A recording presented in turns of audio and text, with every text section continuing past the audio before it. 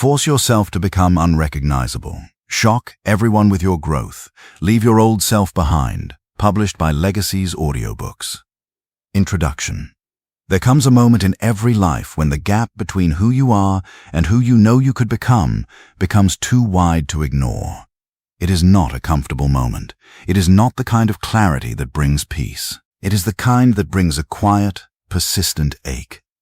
The sense that you have been playing small, that you have been repeating the same patterns, that the people around you have you neatly categorized and you have obligingly stayed inside their box. You have become predictable. To your colleagues, to your family, to your friends, and most dangerously, to yourself. You know exactly how you will react to stress, to temptation, to criticism. You know the excuses you will make, the fears that will hold you back, the comfortable routines that will swallow another year. And somewhere beneath all that knowing, there is a voice that whispers, "What if I just refuse to be this person anymore?"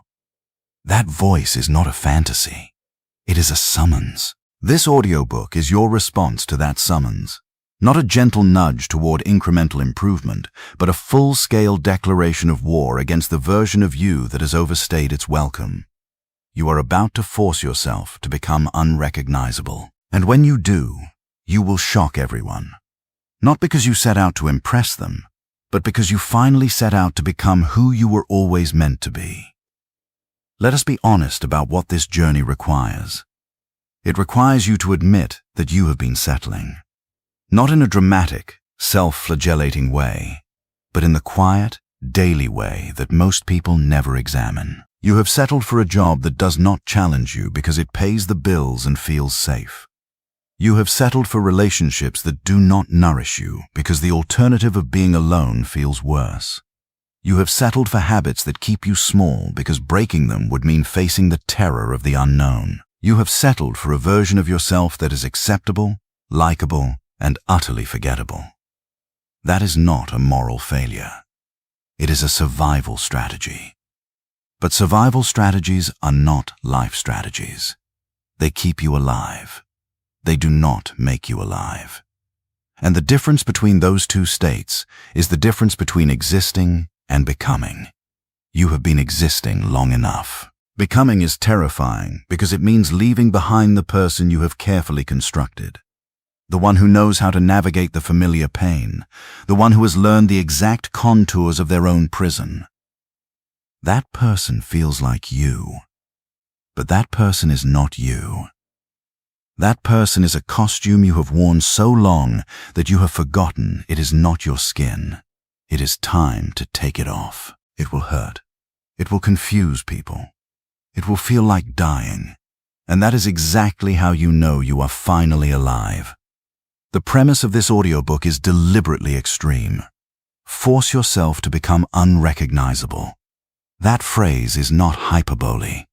It is a statement of intent, because incremental change, while valuable, rarely produces the kind of transformation that actually alters your trajectory. Small improvements are good for maintenance. They are not good for revolution.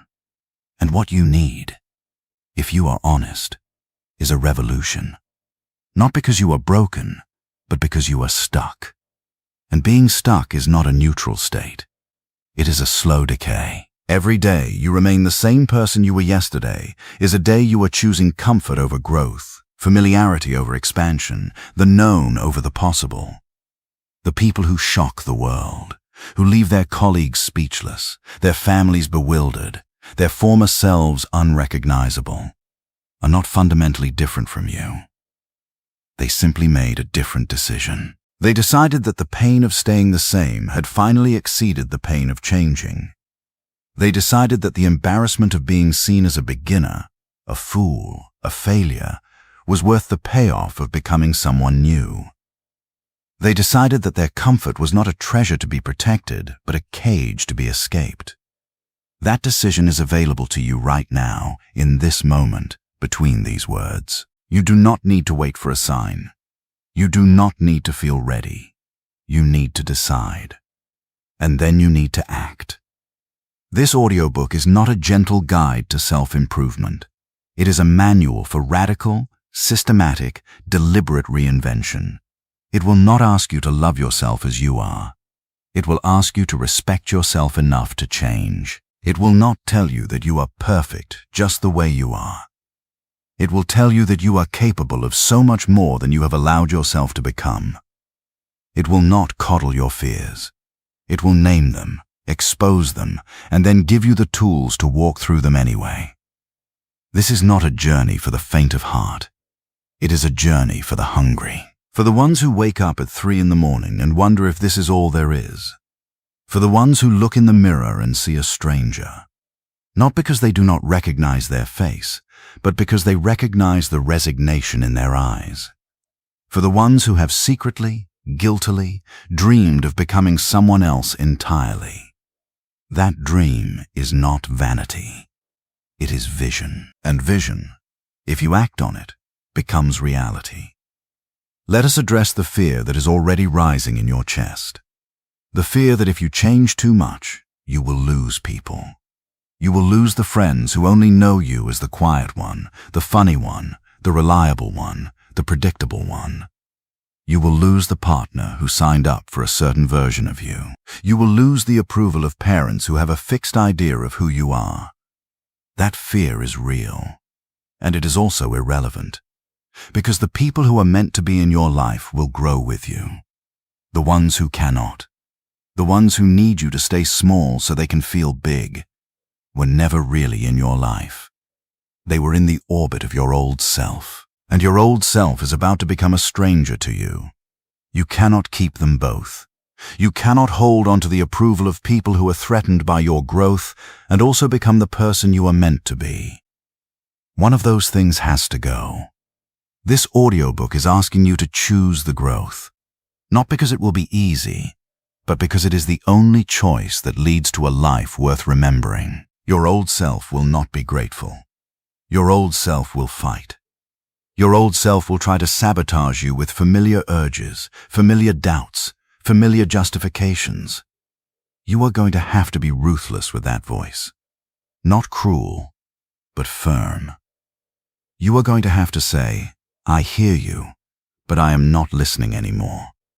Now let me give you a preview of the transformation you are about to undergo. It will happen in phases, and each phase will test you differently. The first phase is the decision. That is where you are right now. You are deciding whether to commit to becoming unrecognizable. Not to try, not to explore, not to dabble. To commit. Commitment is not a feeling. It is a decision that you make again and again, even when the feeling is gone. The second phase is the death of the old self. You will grieve who you used to be. You will mourn the familiar pain, the comfortable limitations, the identity you had constructed. That grief is necessary. Do not skip it. The third phase is the awkward middle. You will no longer be who you were, but you will not yet be who you are becoming. You will be clumsy, uncertain, embarrassing. This is where most people give up. You will not. The fourth phase is consolidation. Your new habits, new behaviors, new responses become automatic. You start to recognize yourself again, but it is a new self. Stronger, freer, more capable. The fifth phase is the shock. Everyone around you starts to notice. They comment. They ask what happened to you. They are confused, impressed, sometimes threatened. And you will realize that the shock is not about them. It is evidence that the transformation is real. The final phase is acceptance. You accept that you will never go back. You accept that your old self is gone. And you accept that the only direction is forward, into the next version of yourself, and the next, and the next, until your life is a series of radical, deliberate evolutions. That is the legacy you are building. Not a static monument, but a dynamic, growing, ever-expanding impact. You might be wondering whether you are capable of such a transformation. That doubt is natural. It is also a lie. You are capable because you are human. Humans are the most adaptable creatures on the planet. We can change languages, cultures, careers, identities. We can recover from trauma, learn new skills, adopt new values. The only thing that limits us is our belief that we are limited. You have already changed more than you realize. You are not the same person you were at 10, at 20, at 30. You have shed versions of yourself before. You just did not do it deliberately. This audiobook asks you to do it deliberately, systematically, with full awareness and full intention. That intentionality is the difference between drifting and building. You have drifted long enough. Now you will build. One final thought before we move into the chapters. The people you will shock with your growth are not the people you need to impress. The person you need to impress is the version of you that exists 20 years from now. That person is looking back at this moment. That person knows whether you took the leap or whether you played it safe. That person knows whether you were brave enough to become unrecognizable or whether you stayed small to keep the peace. That person is waiting for you to choose. Not with judgment, but with hope. Because that person knows that everything they have, the relationships, the impact, the satisfaction, the legacy, depends on what you decide right now. Do not let them down. Do not let yourself down. This is your moment, your transformation, your legacy. Let us begin. Chapter 1. The decision that changes everything. The decision is the moment. Not the action that follows, not the result that comes months or years later, but the instant when your mind shifts from maybe to must. That instant is the most powerful force in human transformation. It is more powerful than talent, more powerful than resources, more powerful than circumstances. Because once you decide, truly decide, with no escape route, no backup plan, no comfortable exit, everything else becomes logistics. The decision does not guarantee success. It guarantees that you will not quit before success becomes possible. And that guarantee is the foundation of every radical transformation you have ever admired in another person. You have seen people who seemed ordinary become extraordinary. You have seen people rise from poverty, addiction, mediocrity, obscurity. You have wondered what they had that you do not. The answer is simple. They decided. Not tentatively, not conditionally. They decided with the kind of finality that burns bridges.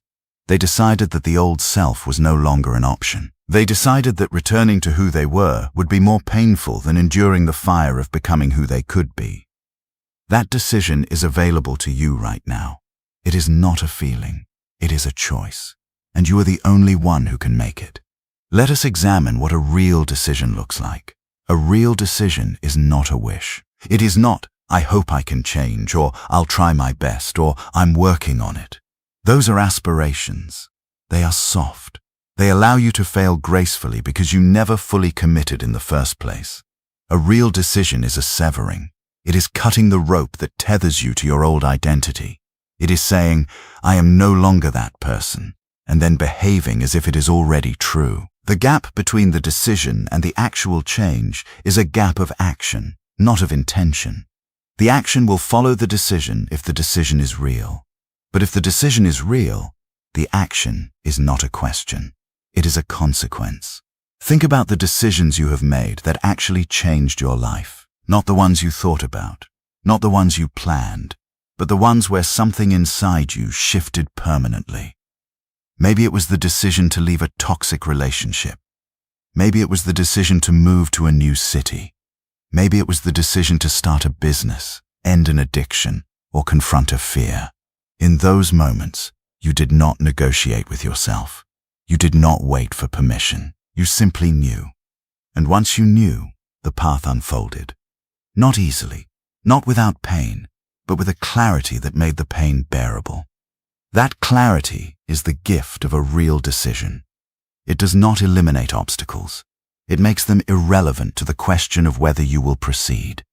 Now, why do most people never make a real decision to change? Because a real decision requires you to admit that your current life is not acceptable. And that admission is terrifying. It means you have been wrong. It means you have wasted time. It means you have been living beneath your potential. The ego cannot tolerate this. So the ego creates a protective fog. It says, I'm not that bad. It says, things could be worse. It says, I'll change when the time is right. The ego is a master of delay. It will keep you in the fog for decades, slowly dimming your light until you forget there was ever a light at all. But the fog is not real. It is a defense mechanism. And defense mechanisms can be dismantled. The first step is to call the fog what it is: fear wearing a costume of reasonableness. You are not waiting for the right time. You are hiding from the right time. The right time is now. It has always been now. And the only reason you have not acted is that you have not decided. Not really. Not finally. You have been waiting for certainty, for confidence, for a sign. Those are illusions. Certainty comes after action, not before. Confidence is built through action, not given as a gift. Signs are everywhere, but they only become visible when you are already moving. So stop waiting. Decide. One of the most useful frameworks for making a real decision is what I call the burning the ships principle. When ancient armies landed on enemy shores, they sometimes burned their own ships. This was not a dramatic gesture. It was strategic. It removed the possibility of retreat. It forced every soldier to fight with the desperation of someone who had no other option. That is the level of commitment required for radical transformation. You must burn the ships of your old self.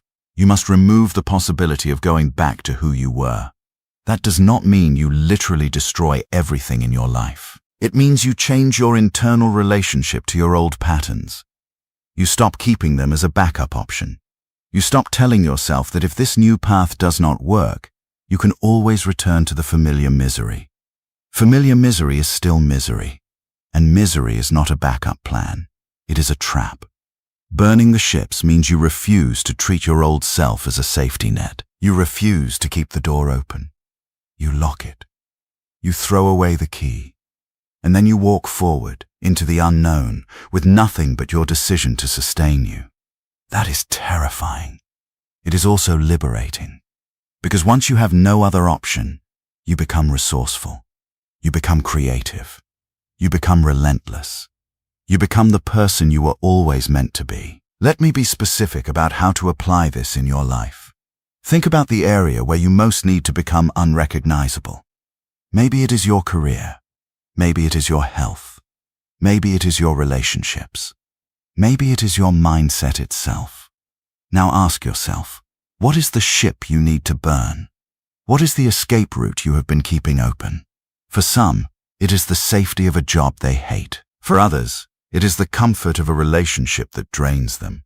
For many, it is the identity of being the victim, the one who never got a fair shot, the one who was held back, the one who would have succeeded if only circumstances had been different. That identity is a ship. Burn it. Burn the story that says you are a product of your past. Burn the narrative that says you are too old, too young, too poor, too uneducated, too damaged. Those are not truths. They are excuses dressed as facts, and they are keeping you anchored to a version of yourself that has no future. You do not have to believe that you are capable of transformation. You just have to act as if you are, and eventually, the acting becomes the being. That is how identity works. It follows action. It does not precede it. So if you want to become unrecognizable, start doing things that your old self would never do. Start speaking the words your old self would never say. Start making the choices your old self would never make. The new self will follow. It always does. A common objection at this stage is fear of failure. What if I decide to change and then fail? Won't I be worse off than before? This question reveals a deep misunderstanding of failure. Failure is not the opposite of success. Failure is the raw material of success. Every person who has ever transformed themselves has failed repeatedly. They failed at diets, businesses, relationships, habits. They failed more times than you have tried. The difference is that they did not interpret failure as a verdict on their worth. They interpreted it as feedback. They adjusted. They tried again. They failed better. And eventually, they succeeded. Failure is not a reason to avoid making a decision. It is a reason to make the decision with your eyes open, knowing that failure is part of the process. The only real failure is refusing to try. The only real failure is staying the same because you are afraid of looking foolish. Your grandchildren will not care if you looked foolish. They will care if you stayed small. They will care if you settled. They will care if you let your fears write the story of your life instead of your courage. So fear failure? Good. Fear it, and then do it anyway. That is what courage is, not the absence of fear. Action in the presence of fear. And action is what creates the new self. Another objection is time. I'm too old to change. I've already invested too much in my current path. It's too late for me. This is perhaps the most destructive lie of all. It is never too late. People transform at 70, at 80, at 90. They learn new languages, start new careers, fall in love, create art, heal wounds. The only thing that makes it too late is the belief that it is too late. That belief is a self-fulfilling prophecy. If you believe you cannot change, you will not change. But if you believe that growth is possible at any age, in any circumstance, you open a door that no one else can close. You are not too old. You are not too broken. You are not too far gone. You are exactly where you need to be to make the decision that will change everything. The past is gone. It cannot be changed. The future is unwritten. It is waiting for you to pick up the pen. And the only thing standing between you and that unwritten future is a decision. Not a complicated decision. A simple one. I will become unrecognizable. That is the decision. Everything else is just details. Let me give you a practical exercise. It is called the Future Self Interview. Close your eyes. Imagine yourself 5 years from now. This version of you has made the decision. They have become unrecognizable. They have shocked everyone. They are living a life that your current self can barely imagine. Now ask that future self one question. What did you do in the first week after you decided? Listen to the answer. Your future self will tell you something specific. Maybe they started waking up at 5 in the morning. Maybe they had a difficult conversation they had been avoiding. Maybe they quit a job. Maybe they signed up for a class. Maybe they wrote the first page of a book. Whatever it is, write it down. That is your first action. It is not a plan for the whole journey. It is a plan for tomorrow. And tomorrow is the only day that matters.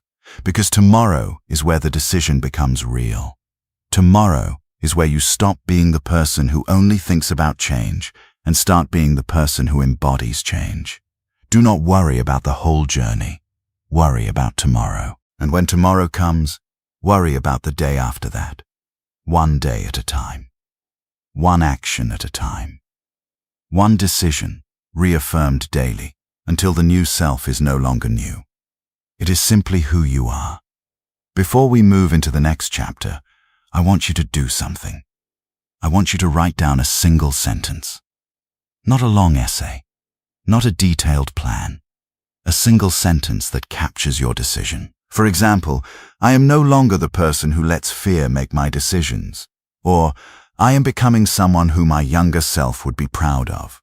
Or simply, I decide. Write it down. Put it somewhere you will see it every day.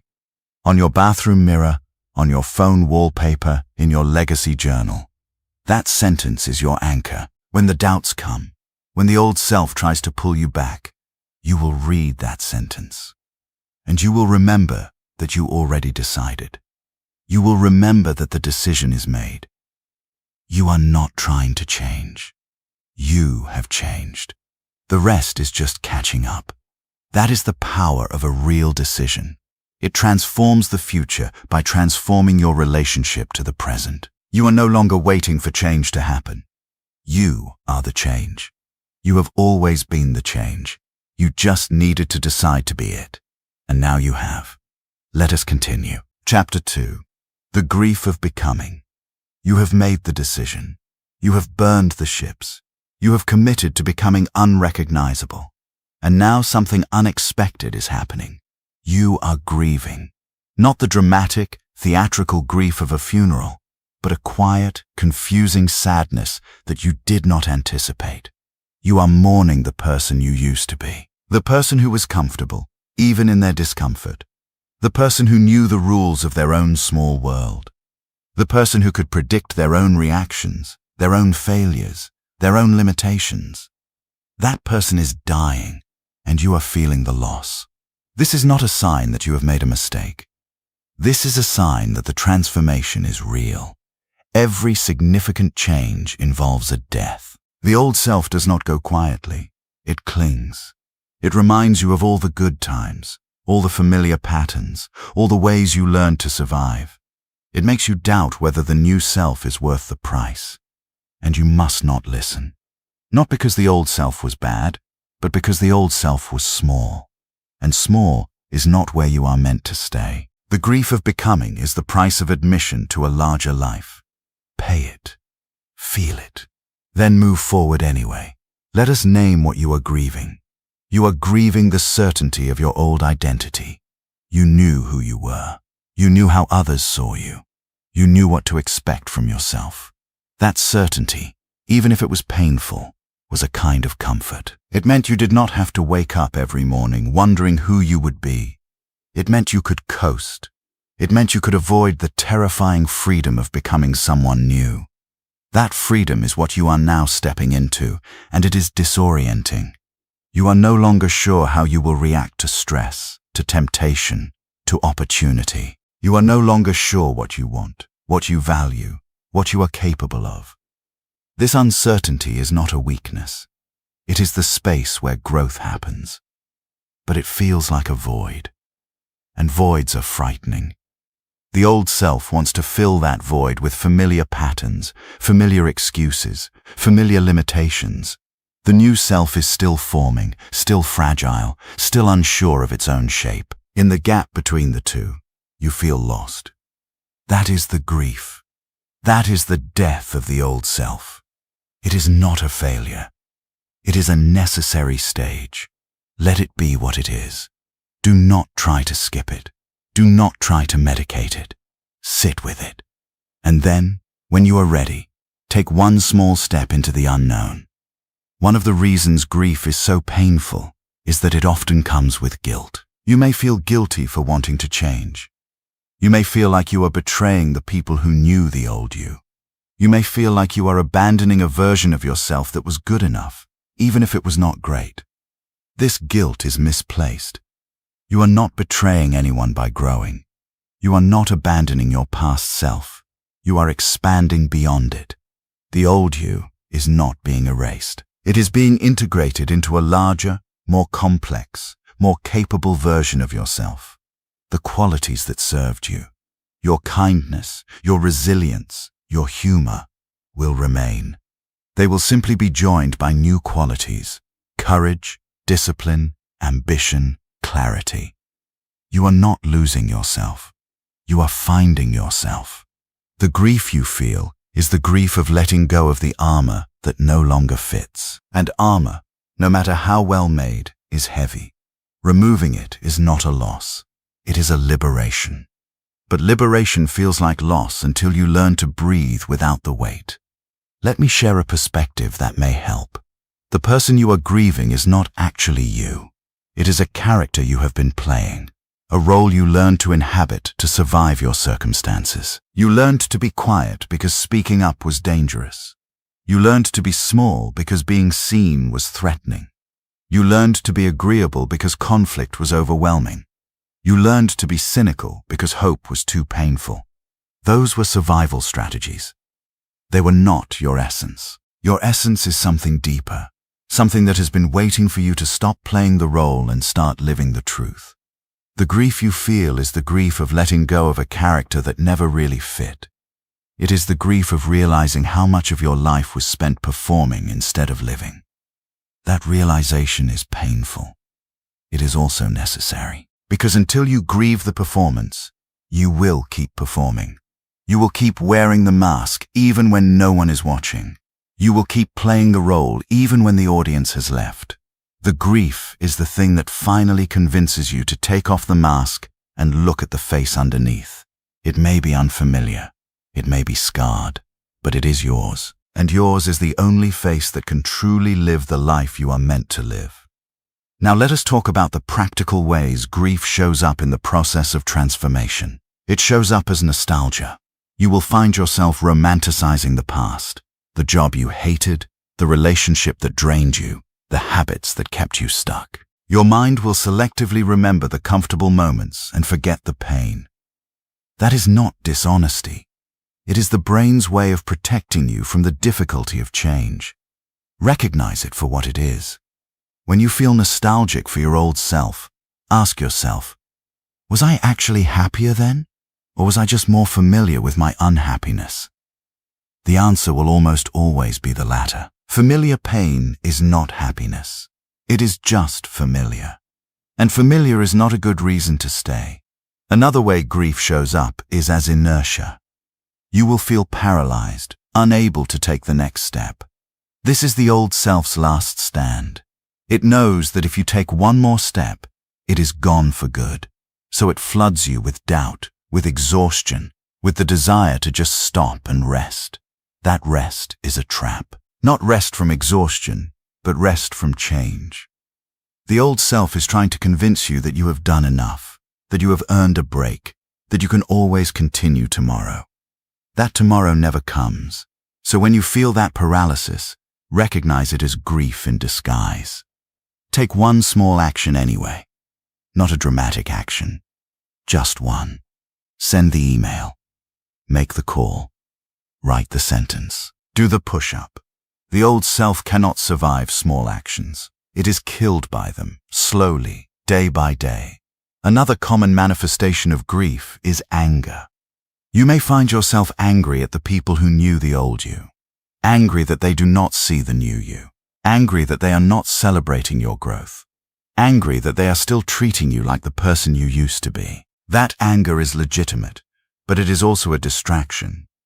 The people around you are not changing at the same speed you are.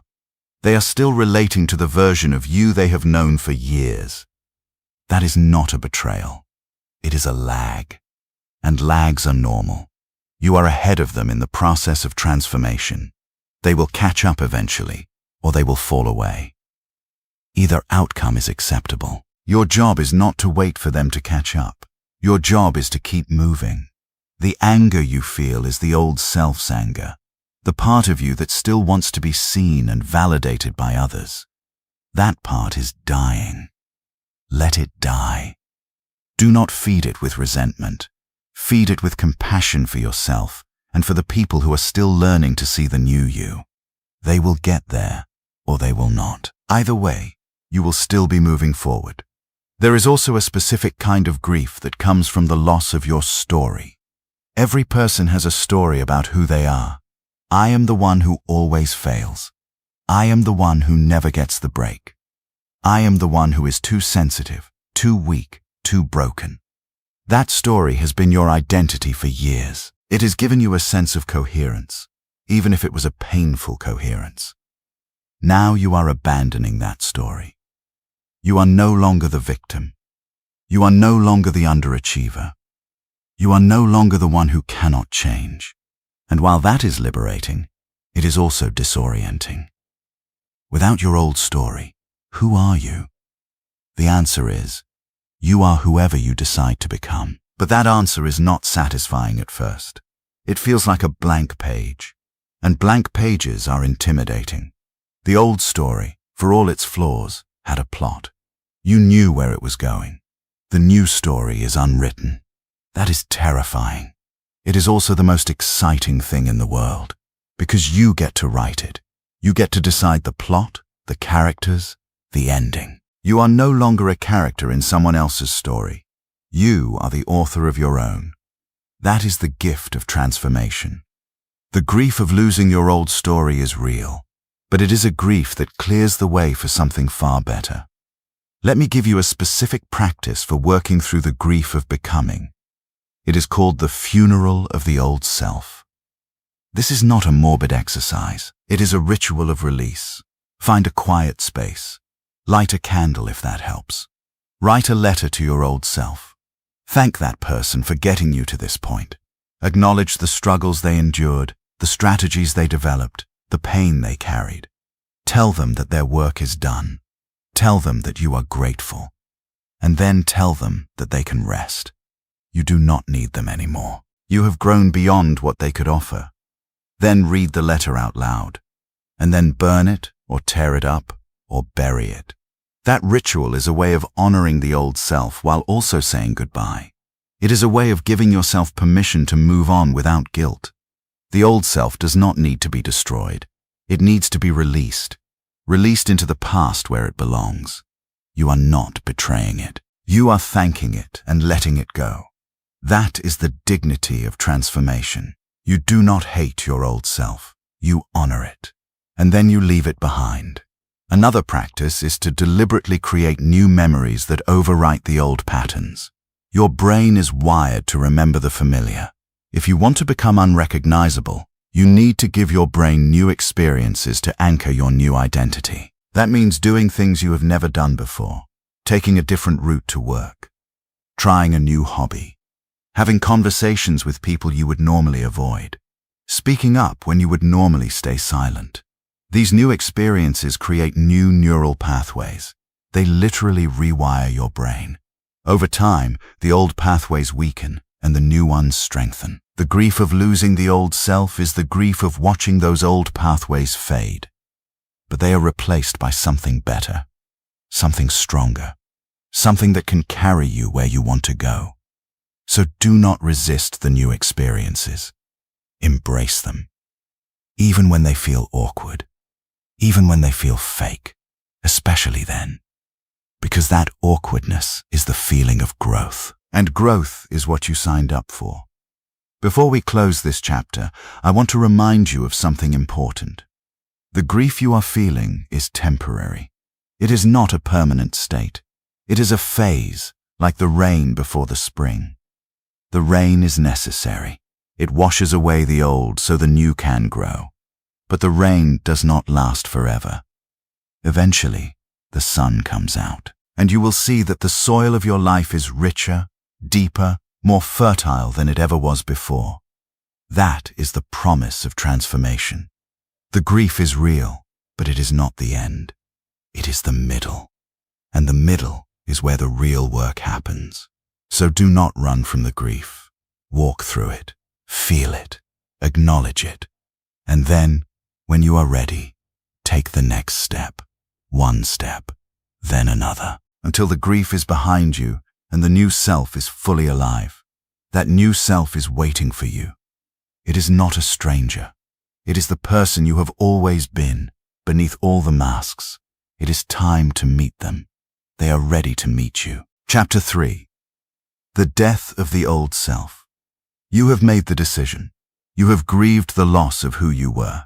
And now you are standing at the precipice of something that feels both terrifying and inevitable. The old self is dying. Not metaphorically, not as a poetic flourish, actually dying. The patterns that defined you are losing their grip. The habits that kept you small are becoming unrecognizable. The beliefs that limited you are crumbling. And in their place, there is a void. A space where the old self used to be. That void is uncomfortable. It feels like falling. It feels like you are losing your grip on reality itself. But that void is also the most fertile ground you will ever encounter. Because into that void, you can plant anything. You can become anyone. The death of the old self is not the end of your story. It is the beginning of a new one. And the only question that remains is, what will you plant in the space that has been cleared? That question is the question of your life. Answer it carefully. Answer it boldly. Answer it now. Let us be specific about what is dying. The old self is not a person. It is a collection of patterns, thoughts you think automatically, emotions you feel reflexively, behaviors you repeat without awareness, beliefs you adopted so long ago that you have forgotten they are not facts. These patterns are not you. They are programs that were installed in you by your environment, your upbringing, your traumas, your culture. They have been running in the background of your life for years, decades, maybe your entire existence. And now you are shutting them down, one by one, systematically. That is what transformation is. It is not adding new things to your life. It is removing the old programs that no longer serve you so that the new programs can take root. The death of the old self is the uninstallation of outdated software. It is a system reset, and system resets are messy. They crash things. They lose data. They require you to rebuild from the ground up. But the new system is faster, smarter, more capable. It is worth the temporary chaos. So do not fear the death of the old self. Fear living with outdated software for the rest of your life. One of the most insidious aspects of the old self is its ability to disguise itself as your true identity. You have been telling yourself stories about who you are for so long that you believe them. I'm not a morning person. I'm bad with money. I'm not good at public speaking. I'm just not disciplined. I'm the kind of person who gives up. These are not truths. They are self-fulfilling prophecies. You believe them, so you act on them, so they become true. But they were never true to begin with. They were just stories you adopted because they were convenient. They excused you from effort. They protected you from failure. They kept you safe in your small, predictable world. And now you are killing them, one story at a time. The story that you are lazy. The story that you are broken. The story that you are too old, too young, too whatever. Those stories are dying. And the death is painful because those stories have been your companions for a long time. They were bad companions, but they were familiar. And familiar is hard to let go. But you are letting go. That is the work. That is the death. How do you know the old self is dying? You will feel it in your resistance. You will find yourself wanting to do the old things, think the old thoughts, react in the old ways. And you will resist that urge. That resistance is the death rattle. It is the old self's final attempt to maintain control. It will try to seduce you back with comfort. It will try to frighten you with catastrophic predictions. It will try to exhaust you with endless rationalizations. But you will not give in. Not because you are perfect, but because you have decided. And decision is stronger than resistance. Every time you choose the new response instead of the old one, you deal a blow to the old self. Every time you take the difficult action instead of the easy avoidance, you weaken the old pattern. Every time you speak the truth instead of the comfortable lie, you accelerate the death. And one day, you will realize that the old self is gone. Not banished, not suppressed, but genuinely gone. Replaced by something new. Something that was always there, waiting beneath the surface. That is the moment of becoming unrecognizable. That is the moment you have been working toward. Let me give you a practical framework for accelerating the death of the old self. It is called the pattern interrupt. A pattern interrupt is a deliberate action that breaks an automatic sequence of thoughts, feelings, or behaviors. When you feel yourself slipping into an old pattern, you do something unexpected, something that the old self would never do. For example, if your old pattern is to avoid conflict by staying silent, your pattern interrupt is to speak up. Not aggressively, but honestly. If your old pattern is to procrastinate, your pattern interrupt is to take one small action immediately, without thinking. If your old pattern is to criticize yourself, your pattern interrupt is to say something kind out loud. The pattern interrupt is like a glitch in the old self's operating system. It creates a moment of confusion, a gap in the automatic response. And in that gap, you have a choice.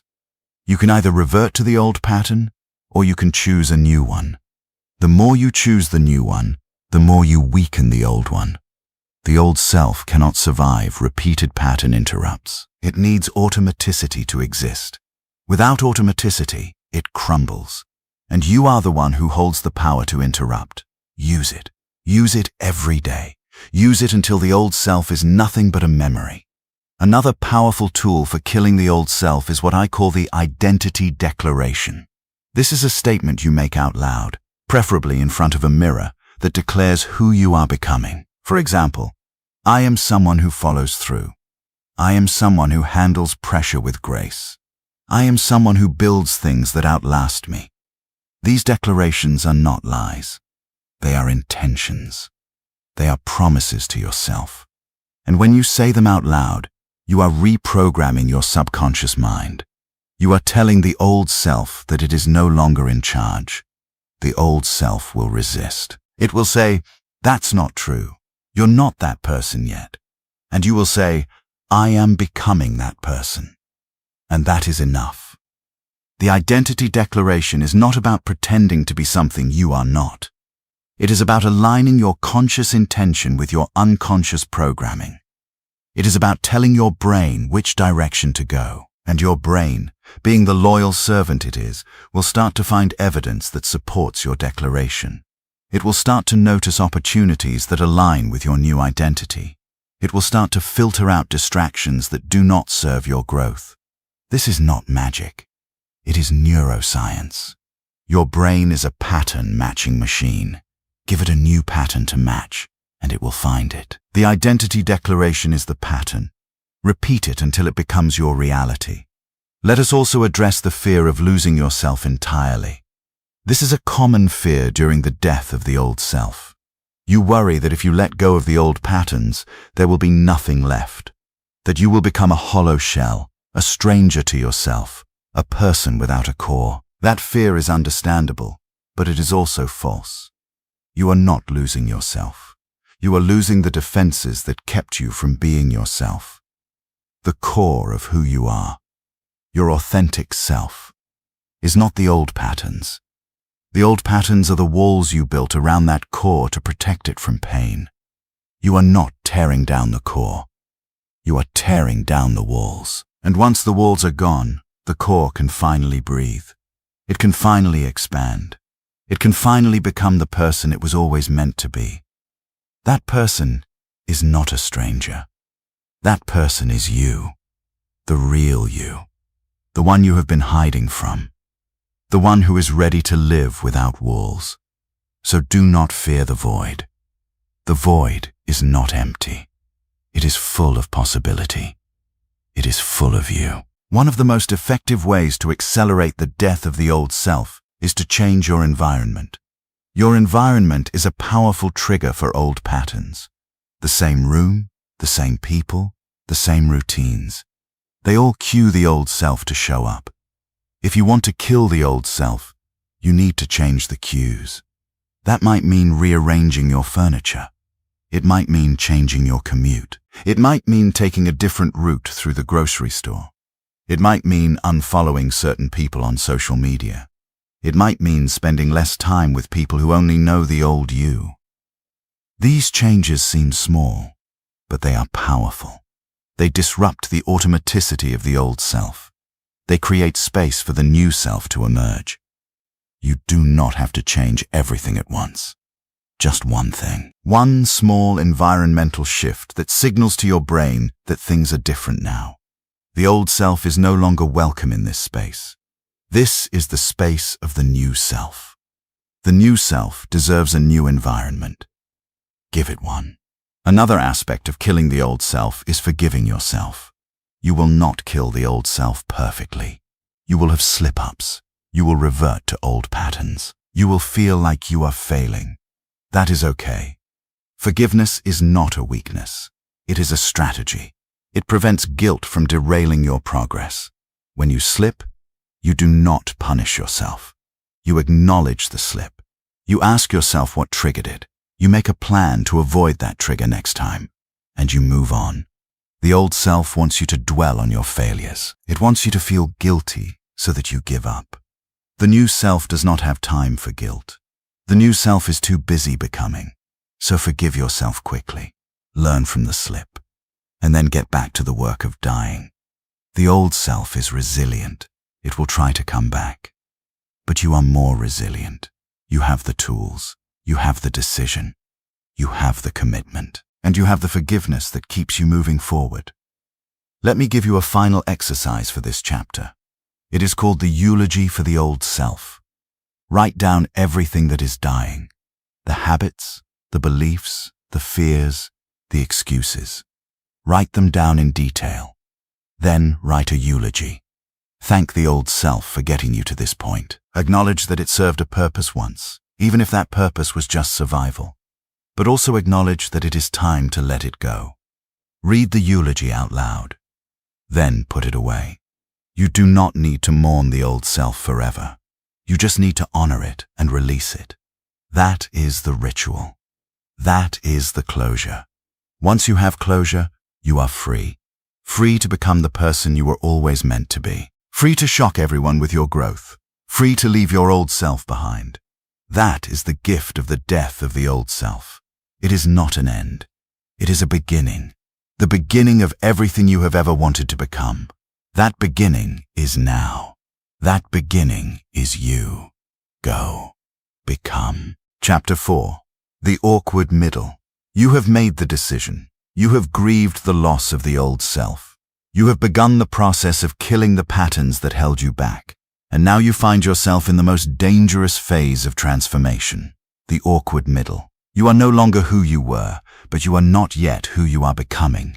You are in between. And in between is uncomfortable. It is clumsy. It is embarrassing. You do not know how to act, how to speak, how to be. The old scripts no longer feel authentic, but the new scripts are not yet automatic. You stumble over your words. You second-guess your decisions.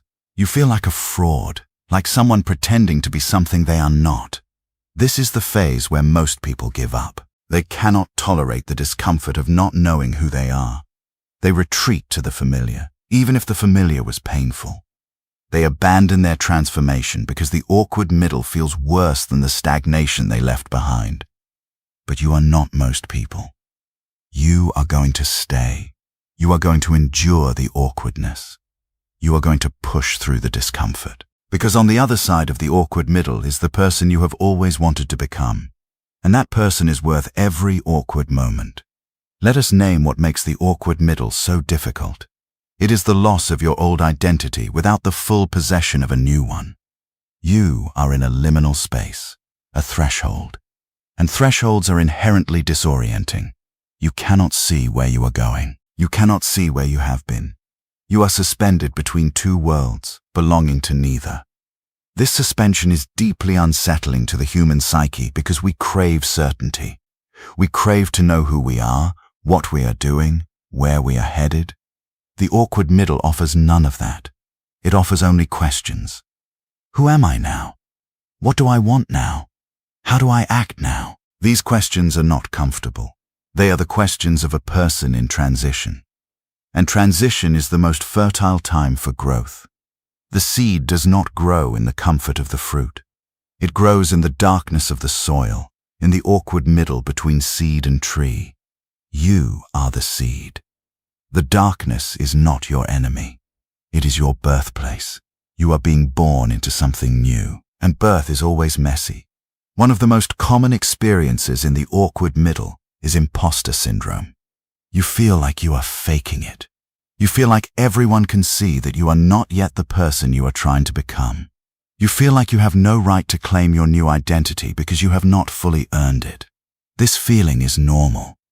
It is also a sign that you are on the right track. Imposter syndrome only appears when you are stretching beyond your current identity. If you felt completely confident, you would not be growing. The imposter feeling is the feeling of growth.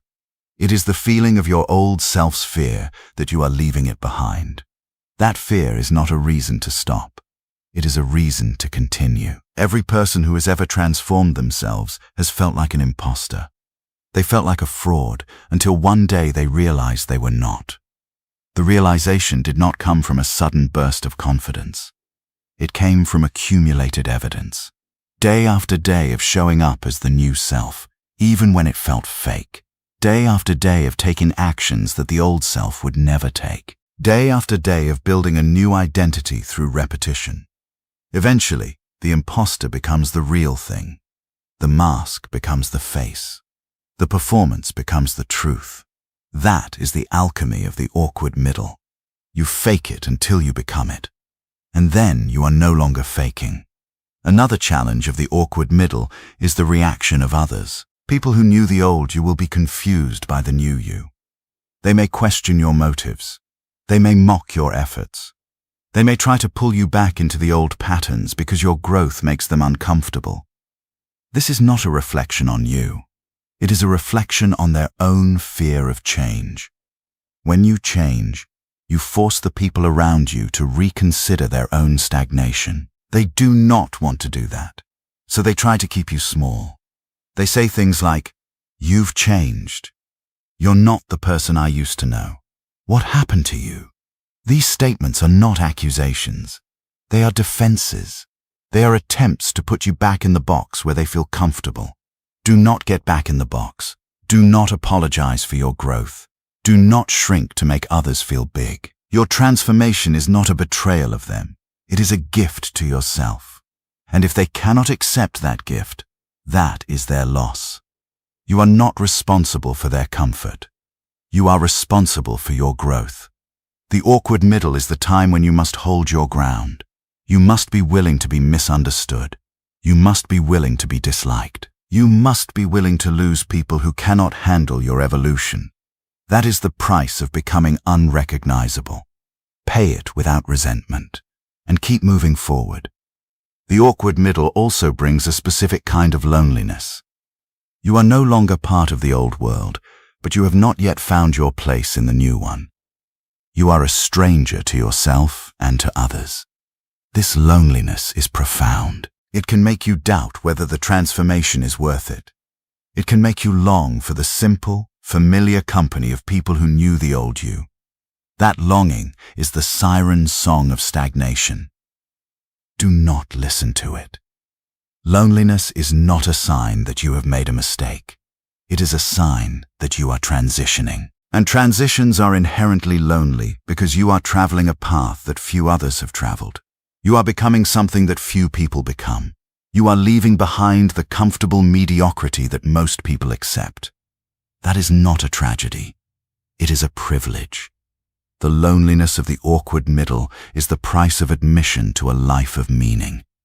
Pay it, and know that on the other side, you will find your tribe. Not the tribe of your old self, but the tribe of your new self. They are out there, waiting for you. They are also in transition. They are also lonely. And when you find them, the loneliness will transform into the deepest connection you have ever known. But you will not find them until you have completed the transition. So keep going. Keep going through the loneliness. It is not forever. It is just for now. Let me give you a practical tool for surviving the awkward middle. It is called the bridge identity. A bridge identity is a temporary identity that you adopt to get you from the old self to the new self. It is not your final destination.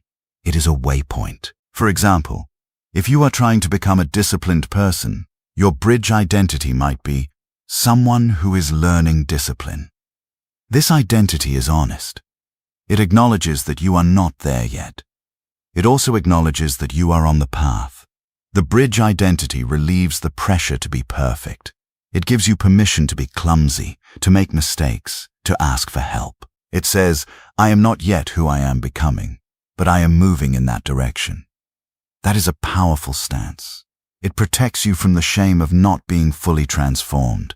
It allows you to be a beginner. And beginners are allowed to be awkward. So adopt a bridge identity for yourself. Say it out loud. I am someone who is learning to become unrecognizable. That is true. That is honest. That is enough. It gives you the grace to stumble while you learn to walk. Another tool for the awkward middle is the small win practice. Every day, identify one small victory that proves you are becoming your new self.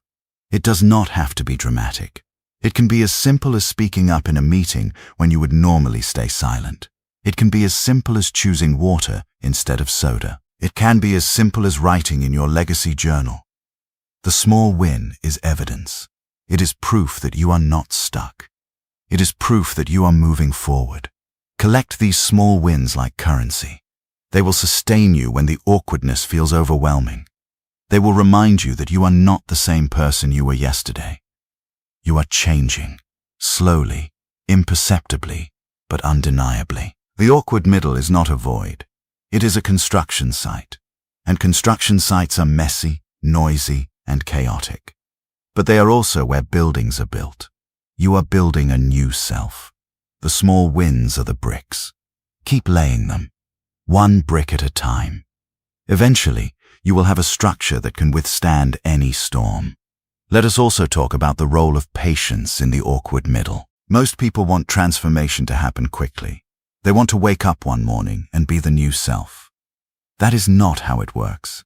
Transformation is slow. It is incremental.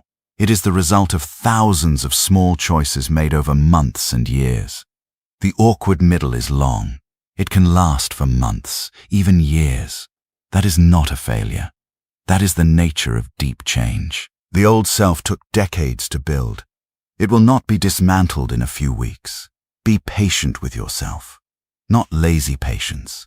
The patience of someone who is actively building. The patience of a sculptor who knows that the statue will not emerge from the stone in a single blow. It requires thousands of small strikes. Each strike chips away a little more. Each strike brings the statue closer to completion. You are the sculptor. The awkward middle is the stone. Keep striking. Do not stop. The statue is emerging. You just cannot see it yet, but others will. And one day, you will too. That is the promise of the awkward middle. It is not forever. It is just for now. And now is where you build. Before we close this chapter, I want you to do something. I want you to write a letter to your future self. Not from your present self, but from your awkward middle self. Write about how uncomfortable this phase is. Write about the confusion, the doubt, the loneliness. Write about how you are not sure who you are becoming. Write about how you are tempted to give up. Then seal that letter and promise yourself that you will open it only when you have fully become the new self. When you open it, you will read about a person who was struggling, and you will realize that you are no longer that person. You will realize that the awkward middle was temporary. You will realize that you made it through. That is the power of the letter. It is a testament to your persistence. It is a reminder that the most difficult times are often the most important. Your future self will be grateful that you did not give up. That future self is counting on you. Do not let them down. Keep going. Keep building. Keep becoming. The awkward middle is not your enemy. It is your forge. And in that forge, you are being shaped into something unbreakable. Chapter 5. Consolidation. Making the new self permanent. You have survived the decision. You have endured the grief. You have walked through the death of the old self. You have stumbled through the awkward middle, feeling like a fraud, feeling like you might not make it. And now, something is shifting. The new behaviors are becoming less effortful. The new thoughts are arising more naturally. The new identity is starting to feel like it might actually be you. This is consolidation. This is the phase where the transformation becomes permanent, where the new self stops being a project and starts being a reality, where you no longer have to force yourself to act differently because acting differently is now just how you act. This is the phase you have been working toward. It is not the end of your growth. It is the end of the struggle to become. And it is the beginning of a new kind of life, one where you are no longer fighting against yourself, but flowing with who you have become. Consolidation is the reward for all the pain you endured. It is the proof that transformation is real, and it is the foundation upon which you will build everything else. Let us understand what consolidation looks like. It looks like ease. The things that used to require enormous effort now require only a little. The habits that used to feel like punishment now feel like routine. The identity that used to feel like a costume now feels like skin. You wake up in the morning and you do not have to talk yourself into being the new person. You just are that person. You make decisions that align with your new values without agonizing over them. You react to challenges with the new responses you have been practicing without consciously choosing them. This is not a loss of awareness. It is an integration. The new self has moved from your conscious mind to your subconscious mind. It is now running in the background, like an operating system that no longer requires your attention to function. This is the goal of all transformation. Not to constantly struggle, but to reach a place where the struggle is no longer necessary. Where the new self is simply who you are. And from that place, you can focus your energy on building, creating, and contributing, rather than on maintaining your own transformation. Consolidation does not happen automatically. It requires deliberate practice. Just because you have done something for a few weeks or months does not mean it is permanent. The old self is patient. It waits. It looks for cracks in your new identity. It watches for moments of exhaustion, stress, or distraction. And when it finds one, it tries to slip back in. That is why consolidation is so important. It is the process of making the new identity so strong that the old self cannot find a way back. You do this through repetition. You do this through reinforcement. You do this through celebrating your wins and learning from your setbacks. You do this by surrounding yourself with people who know the new you and who expect the new you. You do this by creating systems that support the new you and make the old you difficult to access. Consolidation is the art of making transformation stick. It is not glamorous. It is not exciting. It is the daily, unglamorous work of showing up as the new person until that person is the only person you know how to be. One of the most powerful tools for consolidation is the practice of identity rehearsal. This is a form of mental visualization where you imagine yourself in various situations, acting as the new self. You do not just imagine the actions. You imagine the feelings. You imagine the confidence, the clarity, the sense of alignment. You imagine the reactions of others and your calm, grounded responses. You imagine the challenges and your steady, capable handling of them. This rehearsal is not wishful thinking. It is neural training. Your brain cannot distinguish between a vividly imagined experience and a real one. When you rehearse your new identity, you are creating neural pathways that make that identity more accessible. You are preparing your brain to act as the new self in real situations. Over time, the rehearsed identity becomes the default identity. The old self becomes a distant memory. That is the power of identity rehearsal. It is not passive daydreaming. It is active, deliberate, strategic mental practice. Use it daily. See yourself as the person you are becoming, and that person will become real. Another key element of consolidation is the creation of identity anchors. Identity anchors are physical or behavioral cues that remind you of who you are becoming. They can be objects, like a piece of jewelry or a photograph. They can be phrases, like a mantra or a declaration. They can be rituals, like a morning routine or an evening reflection. The purpose of an identity anchor is to bring your new identity into conscious awareness. When you feel yourself slipping into old patterns, you touch the anchor. You say the phrase. You perform the ritual, and you are immediately reconnected to your new self. Identity anchors are like lifelines. They pull you back to shore when the current of the old self tries to drag you under. Choose your anchors carefully. Make them meaningful. Make them portable. Make them powerful. And use them every day, especially on the days when being the new self feels like a struggle. On those days, the anchor is not a crutch. It is a weapon. It is the weapon that defeats the old self. Use it. Let us also talk about the importance of celebrating your progress during consolidation. Many people reach this phase and immediately start looking for the next mountain to climb. They do not take time to acknowledge how far they have come. That is a mistake. Celebration is not vanity. It is reinforcement. When you celebrate a win, you are telling your brain that the new behavior is valuable. You are increasing the likelihood that you will repeat it. You are strengthening the neural pathways that support your new identity. Celebration does not have to be elaborate. It can be a quiet moment of gratitude. It can be a journal entry. It can be a shared acknowledgement with a trusted friend. It can be a simple, "I did that. I am becoming who I wanted to be." That acknowledgement is powerful. Do not skip it. Do not dismiss it.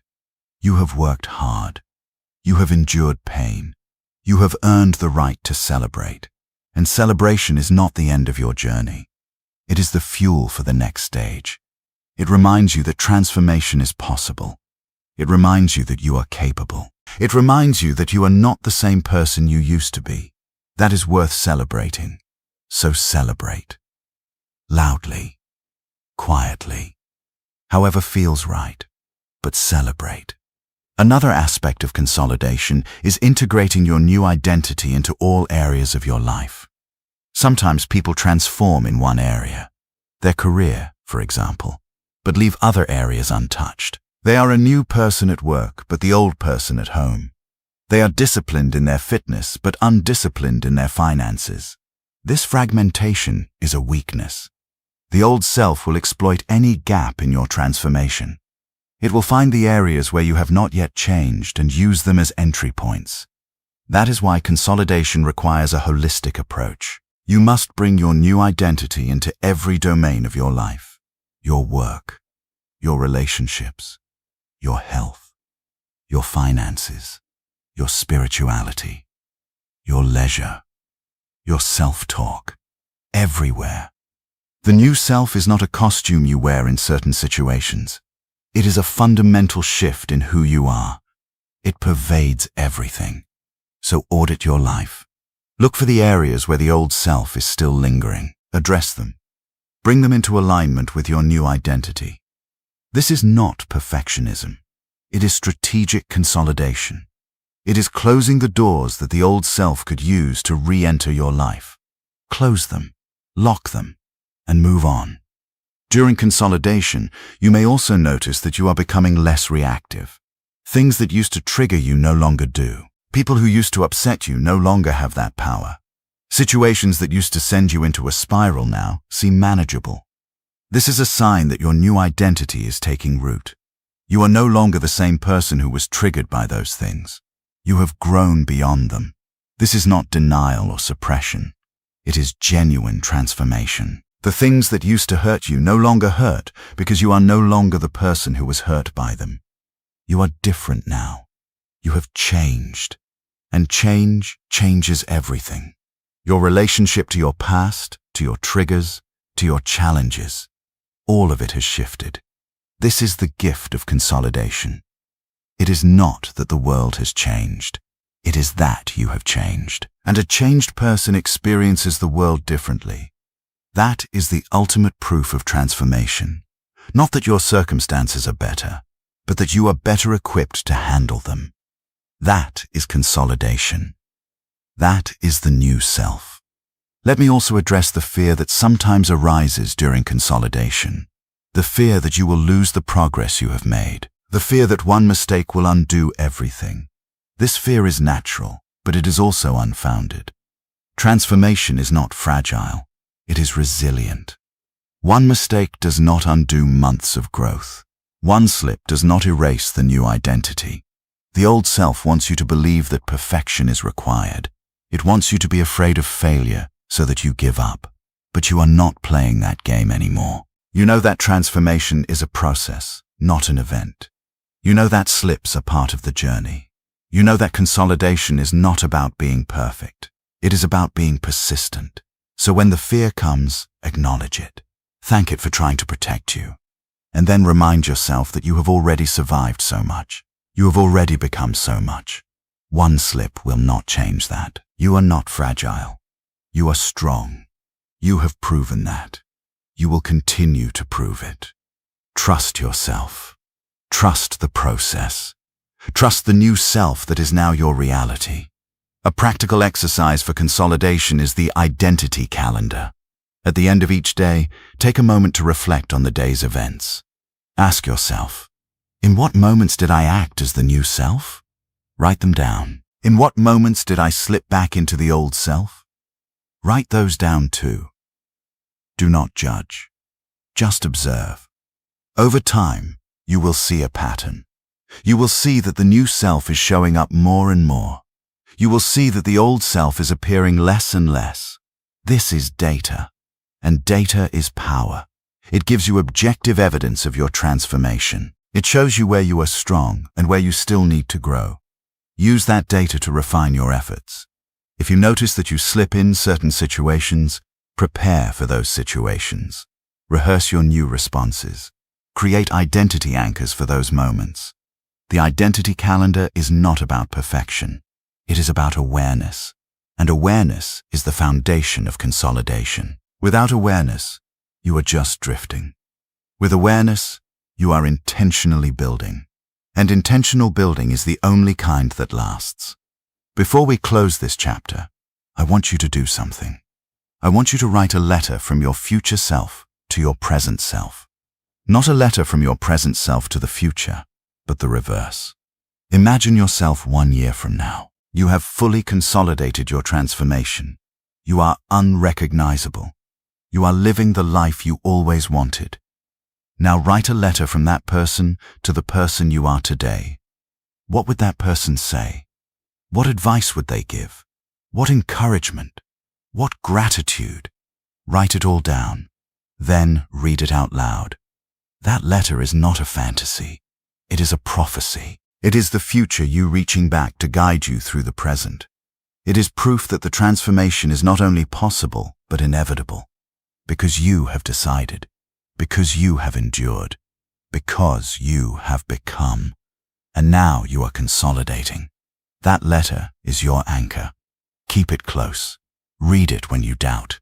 Read it when you struggle. It will remind you of who you are becoming. It will remind you of who you already are. You are not the same person you used to be. You are becoming unrecognizable. And one day, that future self will look back and thank you for every single step you took to get there. That day is coming. It is closer than you think. Keep going.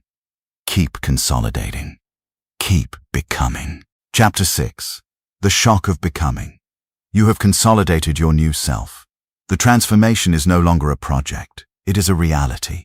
You have become unrecognizable. And now something remarkable is happening. People are noticing. They are commenting. They are asking what happened to you. Some are impressed. Some are confused. Some are threatened. The shock of your transformation is rippling through your world, and you are watching it unfold with a mixture of satisfaction and discomfort. This is the phase where your growth becomes visible to others. It is the phase where the people who knew the old you are forced to reconcile that person with the one standing before them. And they do not always know how to do that. Their reactions will vary. Some will celebrate you. Some will question you. Some will try to pull you back. Some will distance themselves. And through it all, you must remain steady. The shock of becoming is not about them. It is about you. It is the external confirmation of an internal transformation. It is proof that the work you did in private is now visible in public. But it is also a test of whether you can hold your ground when the world pushes back.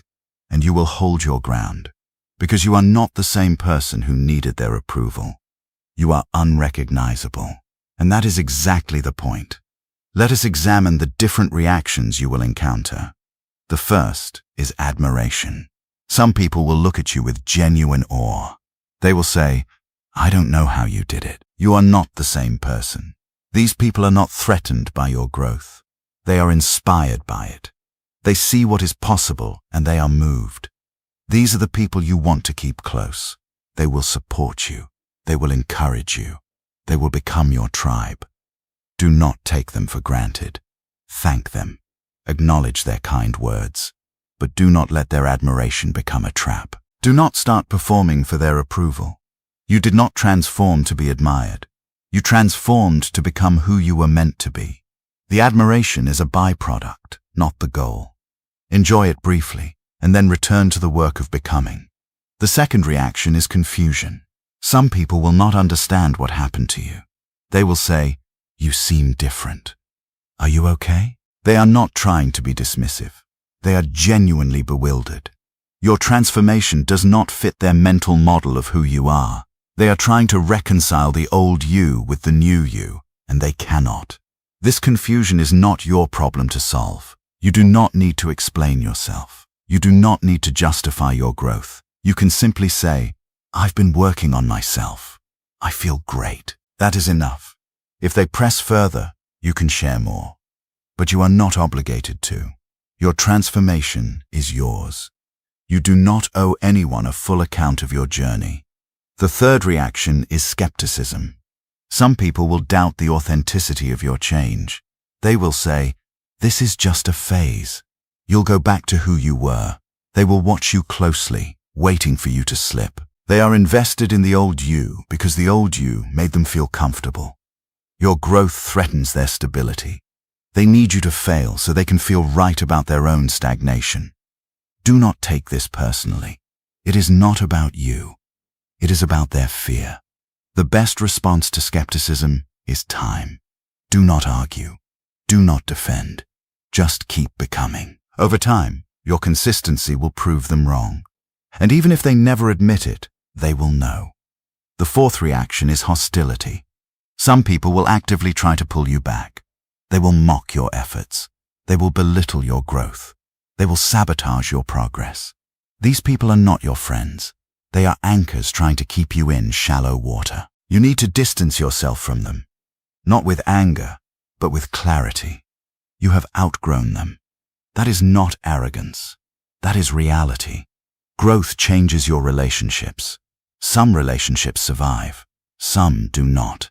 The ones that do not were never meant to last. Let them go. Grieve them if you must, and then move on. The shock of becoming also brings an unexpected challenge, the temptation to stop growing. When people start noticing your transformation, it is natural to feel a sense of completion. You have arrived. You have achieved what you set out to do. The recognition feels good. It feels like a reward, and that feeling can make you complacent. You might think, "I've done enough. I can coast now."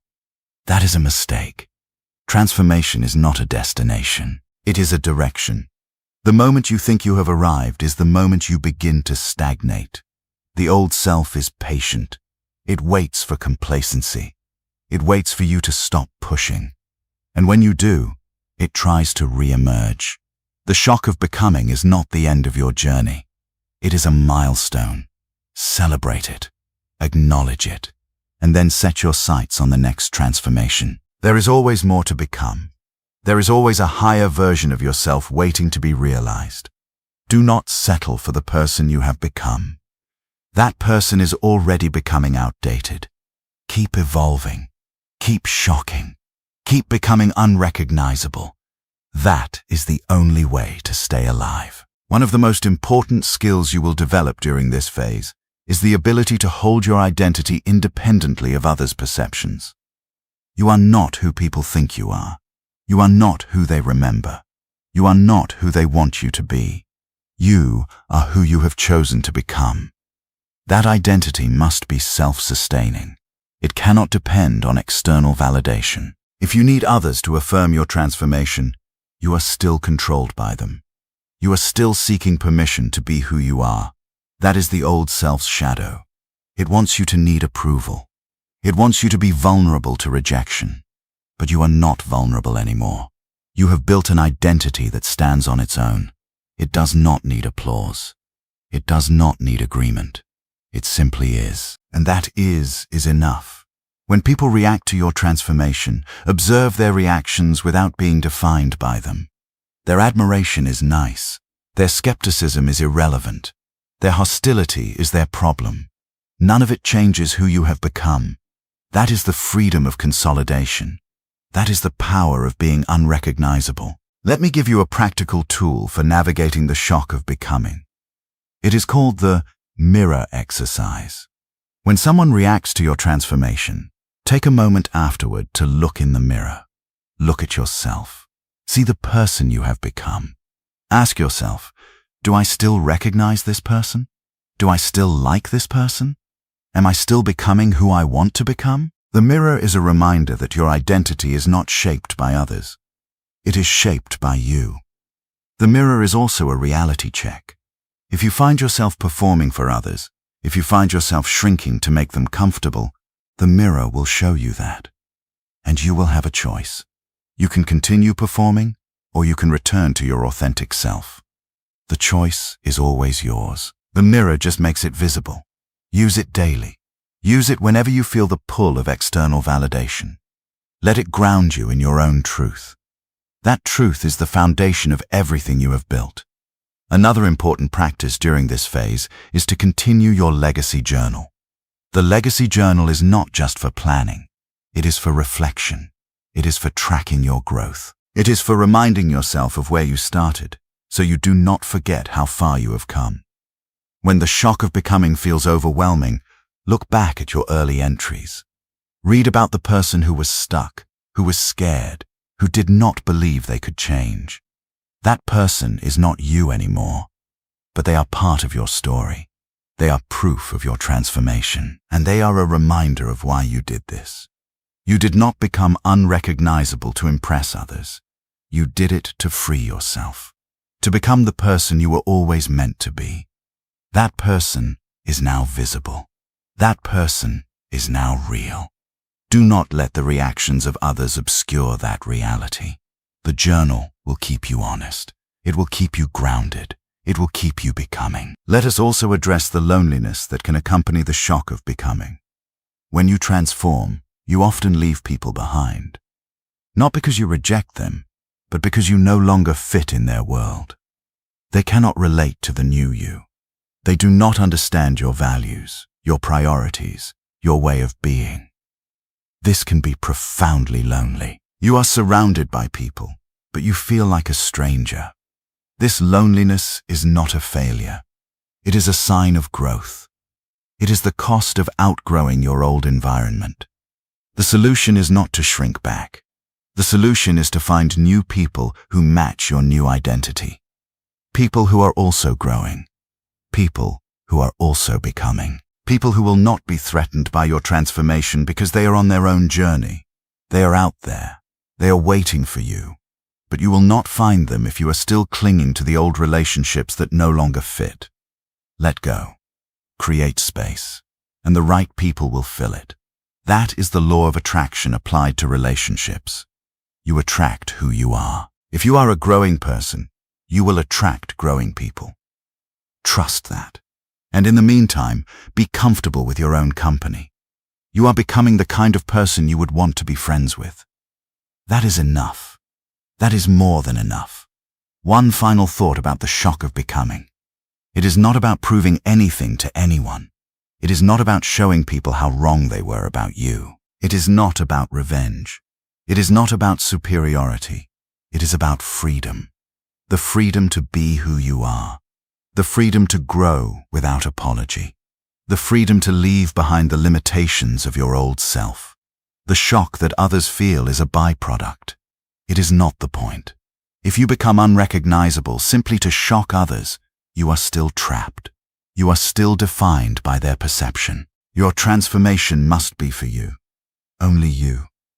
When it is truly for you, the reactions of others become background noise. They might be loud. They might be confusing, but they do not determine your path. You determine your path. You decided. You endured. You became. And now you are free. That is the gift of this journey. Not the shock of others, but the freedom of yourself. That freedom is yours. Hold it, guard it, and keep becoming. Before we close this chapter, I want you to do something. I want you to write a letter to the people who knew the old you. Not a letter you will send, a letter you will keep. In that letter, thank them for knowing the old you. Acknowledge that they saw a version of you that no longer exists. Tell them that you are grateful for their presence in your life, even if they cannot be part of your new life. Tell them that you are not angry at their reactions. Tell them that you understand, and tell them that you are moving on. This letter is a ritual of release. It allows you to let go of the need for their understanding. It allows you to accept that some people will not be able to handle your growth. That is not your fault. That is not their fault. It is just the nature of transformation. Write the letter, read it out loud, and then put it away. You do not need to send it. You just need to write it, because writing it will help you close the chapter. And closing the chapter is the only way to open the next one. The next one is waiting. It is full of new people, new challenges, new opportunities to become unrecognizable. You are ready for it. You have always been ready. Now go, shock them, and then keep going. Chapter 7. The New Self. You have made the decision. You have grieved the loss of who you were. You have killed the old patterns. You have endured the awkward middle. You have consolidated your new identity. You have weathered the shock of others' reactions. And now you are standing in a place you have never been before. You are living as the new self, not as a project, not as a goal, as a reality. This is the phase where the transformation is no longer something you are doing. It is something you are. The new self is not a mask you wear. It is not a performance you maintain. It is the person you have become. And that person is unrecognizable to anyone who knew the old you, including, sometimes, yourself. Because the new self is not just a collection of new habits. It is a new way of being, a new relationship to yourself, to others, to the world. It is a new consciousness. And consciousness, once shifted, cannot be unshifted. You are different now, permanently, irrevocably. That is the gift of this journey. Not the shock of others, but the transformation of yourself. And that transformation is the foundation of everything you will build from here. Let us explore what the new self actually feels like. It feels like freedom. Not the freedom to do whatever you want, but the freedom to choose who you are. The old self was a prisoner of its own patterns. It reacted automatically. It repeated the same mistakes. It lived within the walls it had built. The new self has dismantled those walls. It sees the patterns, the triggers, the automatic responses, and it chooses differently. Not always, not perfectly, but more and more often. That choosing is freedom. It is the freedom to pause before reacting, the freedom to respond instead of react, the freedom to align your actions with your values, not your impulses. That freedom is not abstract. It is tangible. You can feel it in your chest. You can feel it in the way you walk, the way you speak, the way you hold your shoulders. You are lighter. You are calmer. You are more present. This is not a performance. It is a state of being. And it is the natural result of the work you have done. The new self also feels like responsibility. You are no longer a victim of your circumstances. You cannot blame your past, your upbringing, your environment, your genetics. You have proven that you can change. You have proven that you are capable of transformation. And with that proof comes the knowledge that you are responsible for your own life. Not in a heavy, burdensome way. In an empowering way. You are the author of your story. You are the architect of your future. You are the one who decides who you will become. That responsibility is not a weight. It is a gift. It means you are no longer waiting for someone else to save you. You are no longer hoping for luck or fate or divine intervention. You are acting. You are building. You are becoming. And that acting, that building, that becoming is the source of the deepest satisfaction you will ever know. One of the most significant changes you will notice in the new self is your relationship to fear. The old self was ruled by fear. Fear of failure, fear of rejection, fear of looking foolish, fear of the unknown. That fear paralyzed you. It kept you small. It kept you safe in a cage of your own making. The new self still feels fear. Fear does not disappear, but it no longer controls you. You have learned to feel fear and act anyway. You have learned that fear is not a signal to stop. It is a signal that you are growing. You have walked through so many fears already. The fear of change, the fear of losing people, the fear of the awkward middle. Each time you walked through, the fear lost a little more power. Now, when fear arises, you recognize it. You thank it for trying to protect you. And then you move forward. That movement, in the presence of fear, is courage. And courage is the defining quality of the new self. Another change is your relationship to time. The old self was focused on the immediate, the next distraction, the next dopamine hit, the next escape from discomfort. The new self thinks in longer horizons. You understand the power of compound interest. You understand that small actions, repeated over time, create extraordinary results. You are patient with yourself. You are patient with your goals. You understand that transformation is not a sprint. It is a marathon, and you are running it with a steady, sustainable pace. This long-term orientation is not a sacrifice. It is a gift. It frees you from the anxiety of needing results right now. It allows you to enjoy the process. It allows you to trust that the work you are doing today will bear fruit in the future. That trust is not naive optimism. It is grounded in experience. You have seen what consistent effort can produce. You have seen your own transformation. You know that time is on your side, and that knowledge is a source of deep peace. The new self also experiences relationships differently. You are no longer desperate for approval. You are no longer willing to shrink to make others comfortable. You are no longer attracted to people who drain you. You have outgrown the need for validation. That does not mean you are cold or distant. It means you are selective. You invest your energy in relationships that are reciprocal, that are nourishing, that are aligned with your values. You are kind, but you are not a doormat. You are compassionate, but you are not a rescuer. You are present, but you are not enmeshed. This is a healthier way of relating. It is more honest. It is more sustainable. It is more loving, because you can only truly love others when you are not using them to fill a void in yourself. The new self has no void. It is whole. And from that wholeness, it can give freely, without expectation. That is the foundation of deep, lasting connection. Let us also talk about your relationship to your own past. The new self does not deny the past. It does not resent it. It does not resent it. It integrates it. You understand that the old self was necessary. It was not a mistake. It was a stage that prepared you for this moment. The pain you endured, the mistakes you made, the failures you experienced. They were not wasted. They were lessons. They were fuel. They were the raw material of your transformation. You are not ashamed of your past. You are grateful for it, because without it, you would not be who you are now. That gratitude is not about pretending the past was good.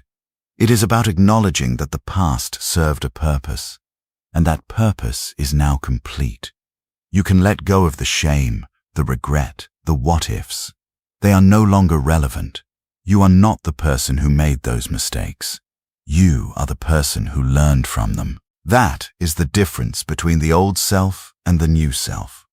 The old self was defined by its failures. The new self is defined by its growth. The new self also has a new relationship to ambition. The old self was ambitious in a frantic, grasping way. It wanted to prove something. It wanted to be seen. It wanted to be important.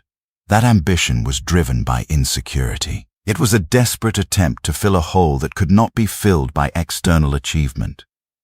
The new self is still ambitious, but the ambition is different. It is not about proving anything. It is about expressing who you are. It is about building something that outlasts you. It is about contributing to the world in a way that is authentic to your values. This ambition is not driven by fear. It is driven by love. Love for the work.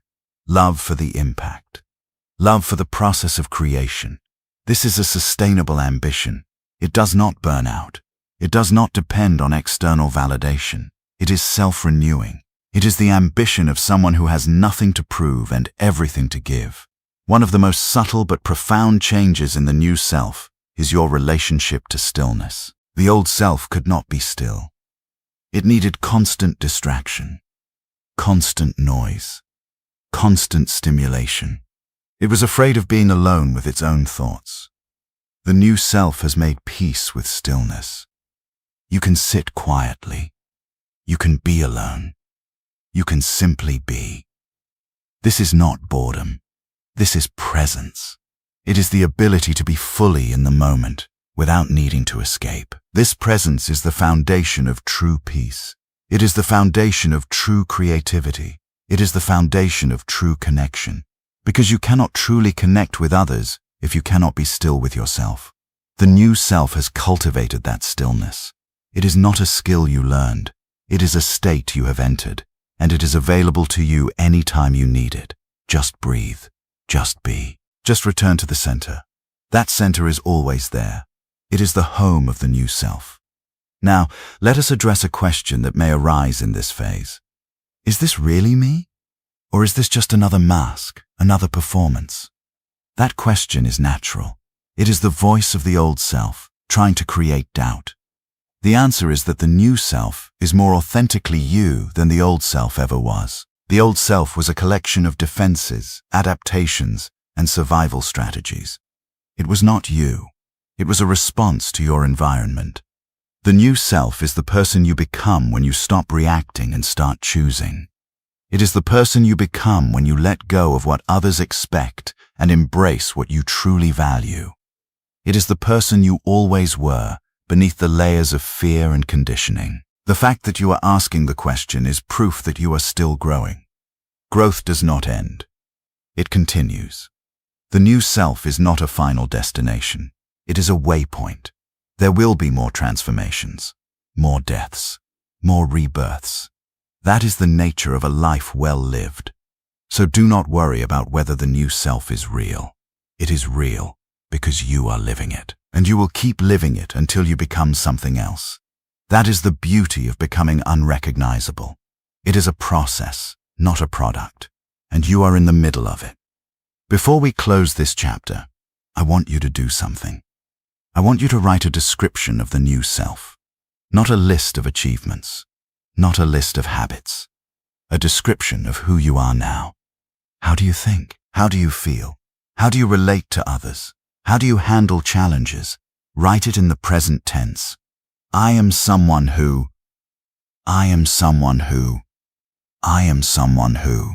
Fill the page with who you have become. Then read it out loud.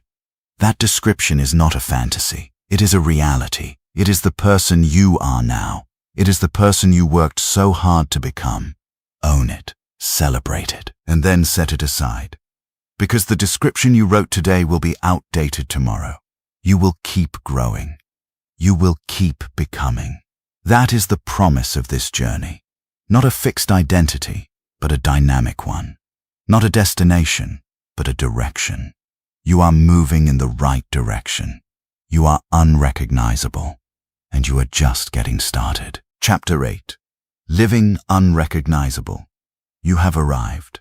The new self is no longer a project. It is no longer a goal. It is your daily reality. You wake up as this person. You move through the world as this person. You make decisions, have conversations, face challenges, and experience joy as this person. The transformation is complete. Or rather, the transformation has become your baseline. You are no longer in the process of becoming unrecognizable. You are unrecognizable. And now the real question emerges. What do you do with this new self? How do you live as the person you have become? How do you ensure that this transformation is not a temporary peak but a permanent elevation? How do you build a life that is worthy of the person you have worked so hard to become? This is the phase of living unrecognizable. It is not about continuing to shock others. It is about building a life that reflects your new identity.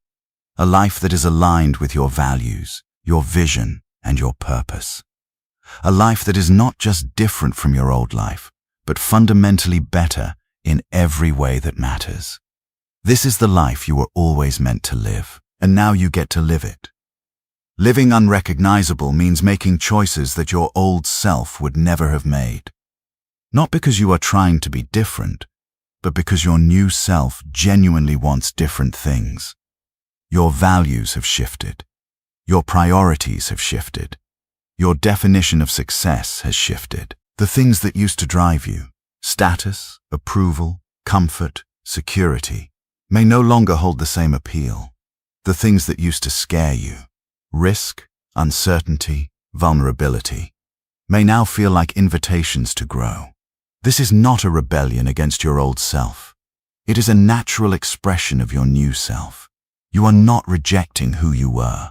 You are embracing who you are now. And that embrace will lead you to choices that surprise even you. You may leave a career that no longer fits. You may end a relationship that no longer nourishes you. You may start a project that you would never have dared to attempt. You may speak truths that you would never have had the courage to voice. These choices are not reckless. They are aligned. They are the choices of someone who knows who they are and is not afraid to live accordingly.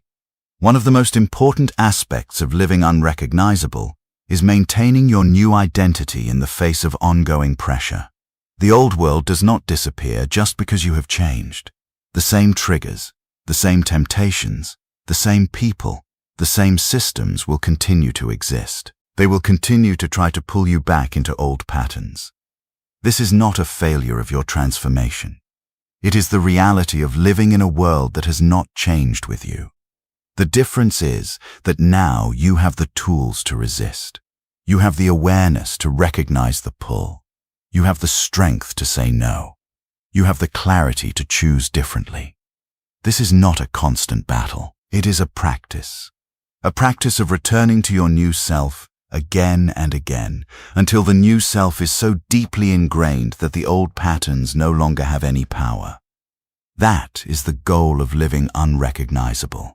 Not to eliminate all challenges, but to be able to face them as the person you have become. Another key element of living unrecognizable is building a life that supports your new identity. Your environment matters. The people you surround yourself with matter. The routines you follow matter. The media you consume matters. If your environment is still designed for the old self, it will constantly pull you back. That is why you must be intentional about creating a life that aligns with who you are now. This may mean changing your physical space. It may mean seeking out new communities. It may mean establishing new habits that reinforce your new identity. It may mean letting go of relationships that no longer serve you. This is not about being rigid or exclusive. It is about being honest about what you need to thrive. Your new self deserves an environment that supports its growth. Create that environment. Protect it. Nurture it. It is the soil in which your new life will grow. Living unrecognizable also means embracing the fullness of your new identity. This includes the parts of you that may feel uncomfortable or unfamiliar. You may have discovered strengths you did not know you had. You may have developed a capacity for discipline, courage, or compassion that surprises you. You may have uncovered a passion or a purpose that you had never acknowledged. Embrace these discoveries. They are not accidents. They are the gifts of your transformation. They are the reasons you went through all the pain and struggle. They are the treasures that were waiting for you on the other side of becoming. Do not downplay them. Do not dismiss them. They are yours. Own them, celebrate them, and use them to build a life that is worthy of who you have become. Another aspect of living unrecognizable is the ability to be present with yourself. The old self was always running from discomfort, from fear, from silence. The new self can be still. The new self can sit with its own thoughts and feelings without needing to escape. This presence is not passive, it is active. It is the ability to be fully engaged with your own experience, without judgment, without avoidance, without distraction.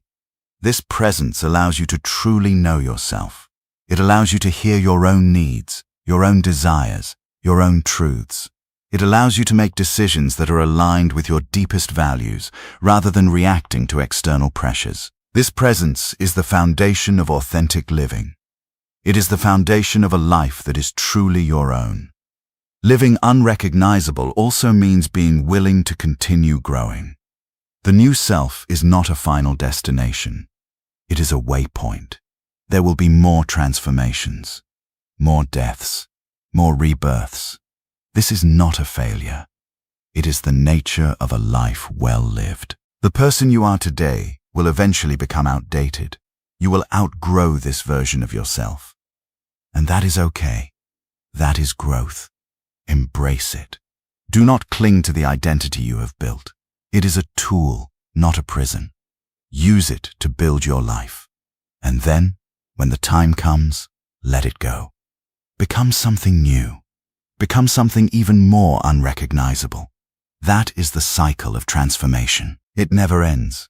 And that is the beauty of it. One of the most powerful practices for living unrecognizable is what I call the identity check-in. This is a regular practice of asking yourself, am I still living as the person I have become? Or have I slipped back into old patterns? This is not a judgment. It is a reality check. It is a way of staying honest with yourself. The identity check-in can be done daily, weekly, or monthly. The frequency does not matter. The consistency does. When you do the check-in, be honest. Acknowledge where you are aligned. Acknowledge where you have slipped.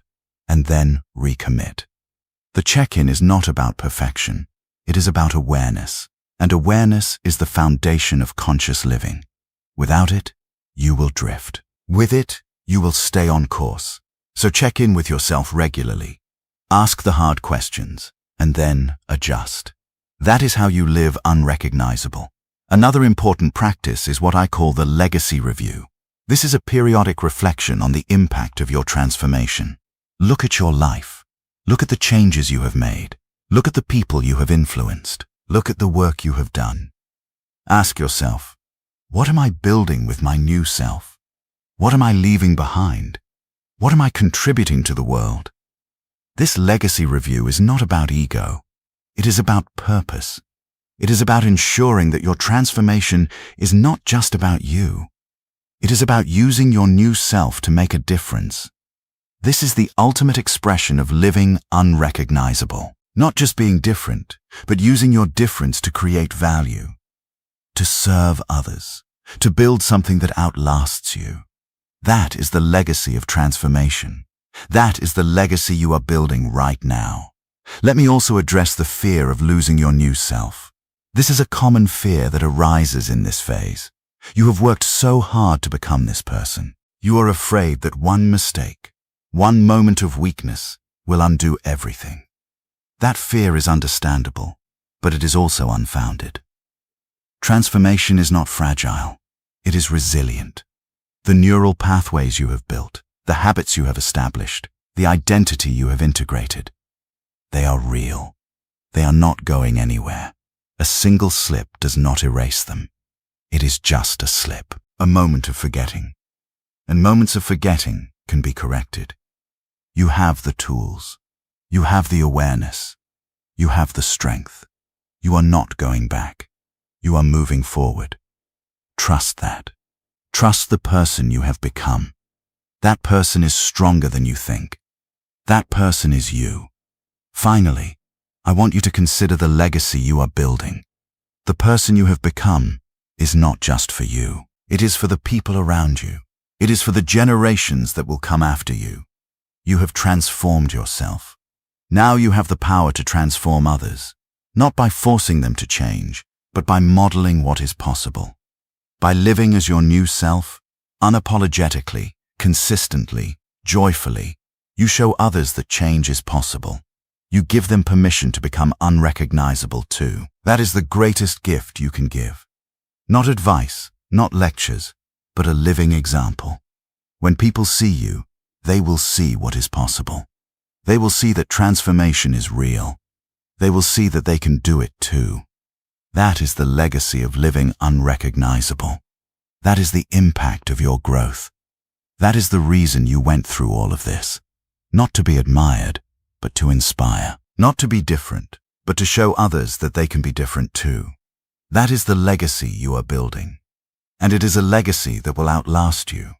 Before we close this chapter, I want you to do something.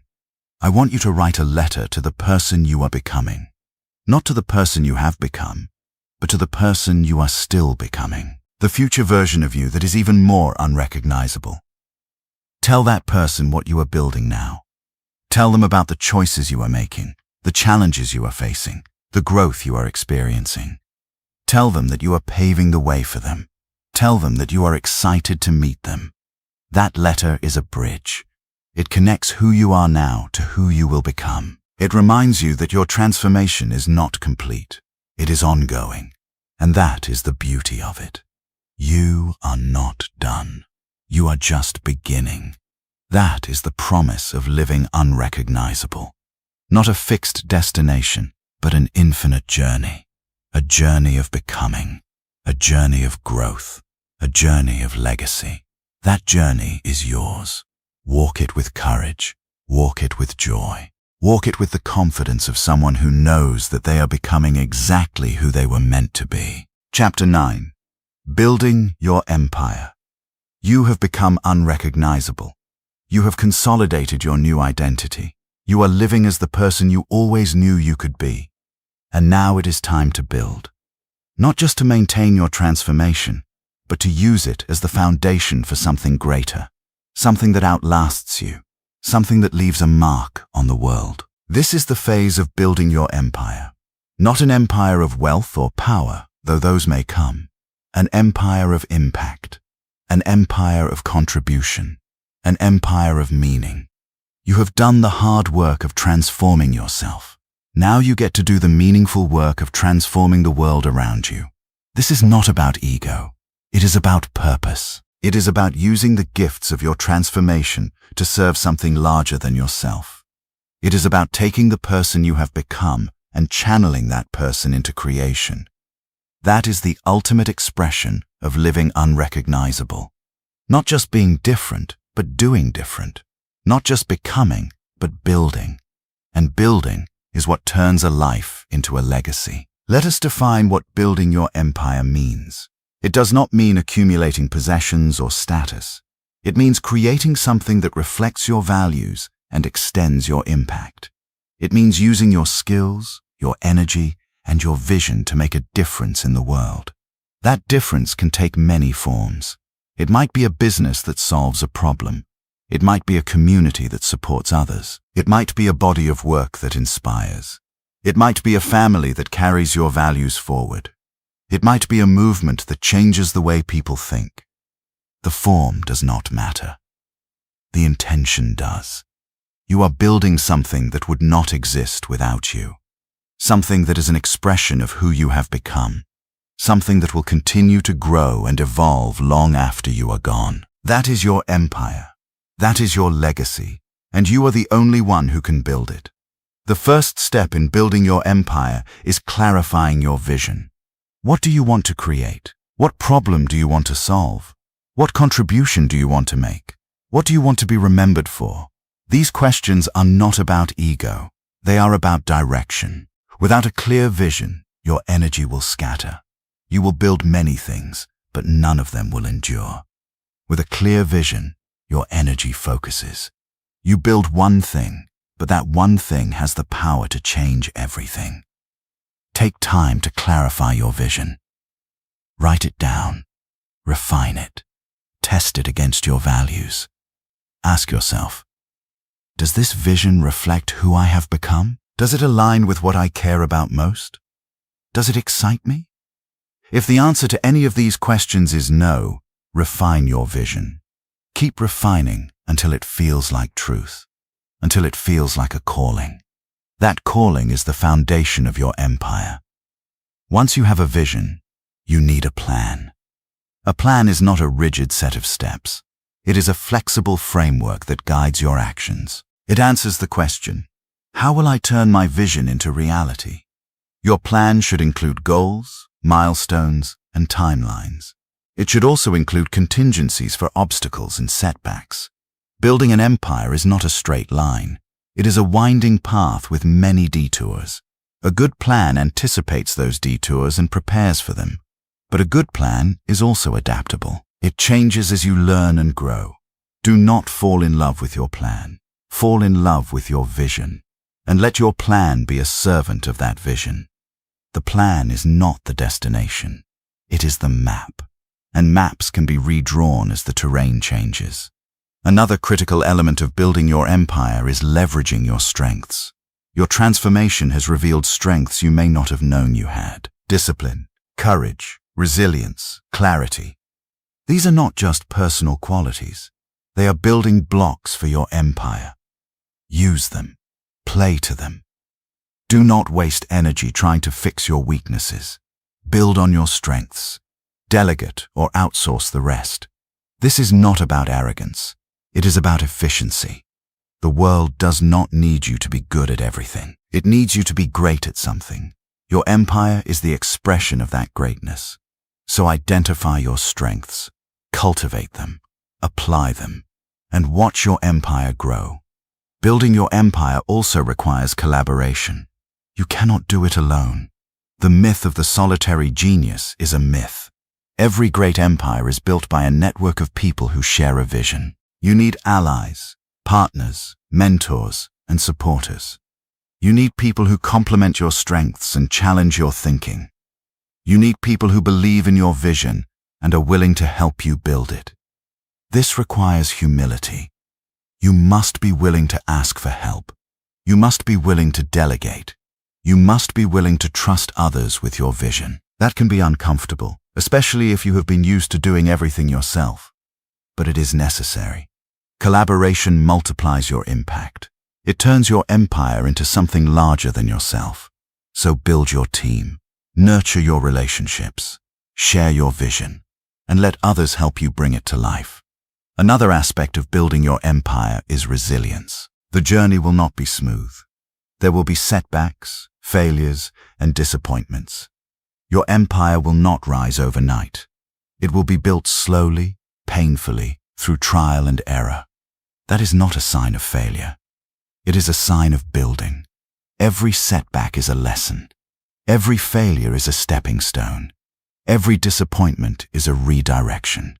The key is to keep going, to stay committed to your vision, even when the path is unclear, to adapt, but not to give up.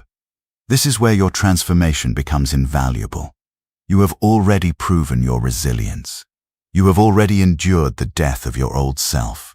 You have already walked through the awkward middle. You have already weathered the shock of becoming. You are stronger than you were, and that strength will carry you through the challenges of building your empire. Let us also talk about the importance of sustainability. An empire that burns brightly and then fizzles out is not a legacy. It is a moment. You are building something that should endure. That requires sustainability. It requires pacing yourself. It requires building systems that can operate without your constant presence. It requires creating a culture that can outlast your involvement.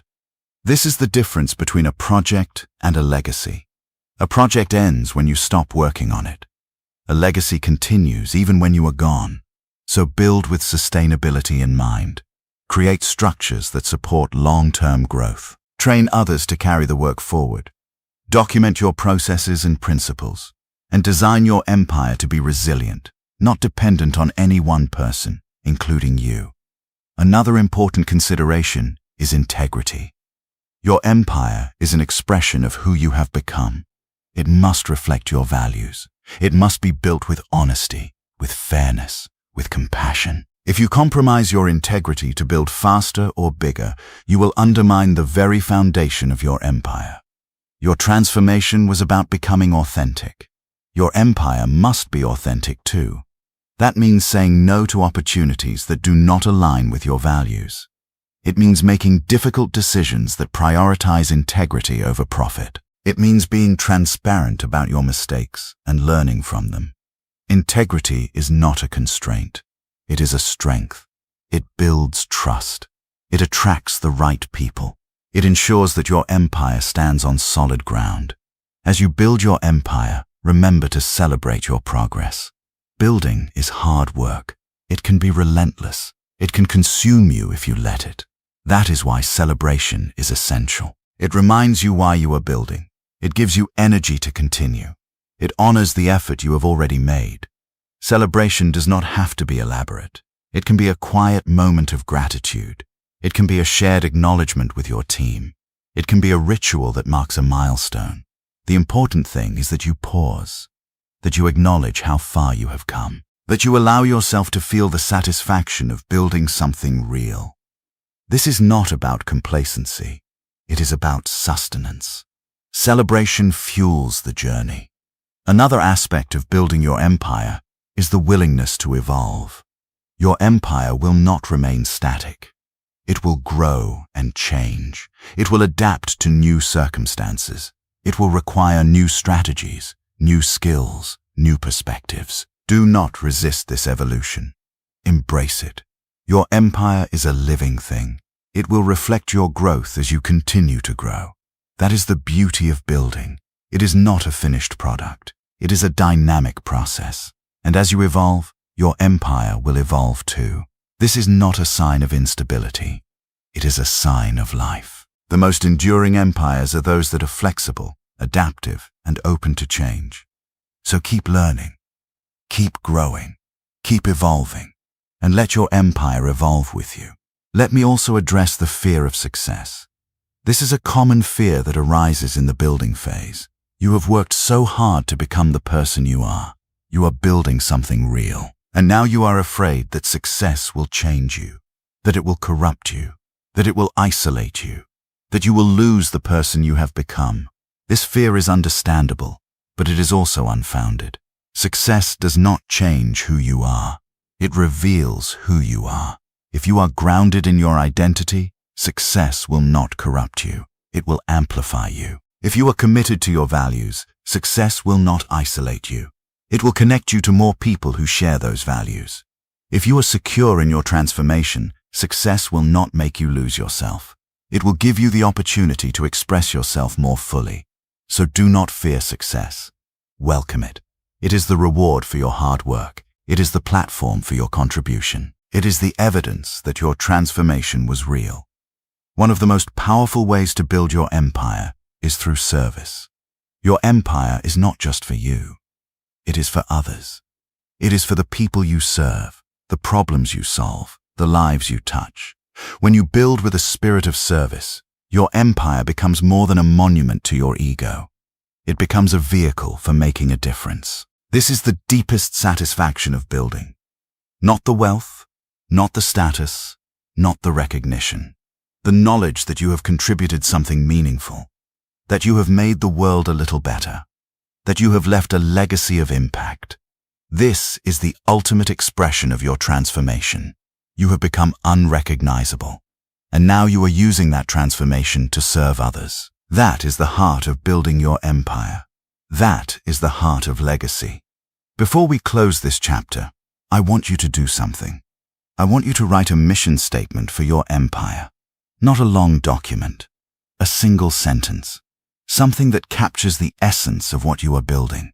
For example, I build communities that empower people to transform their lives. Or, I create art that inspires courage in others.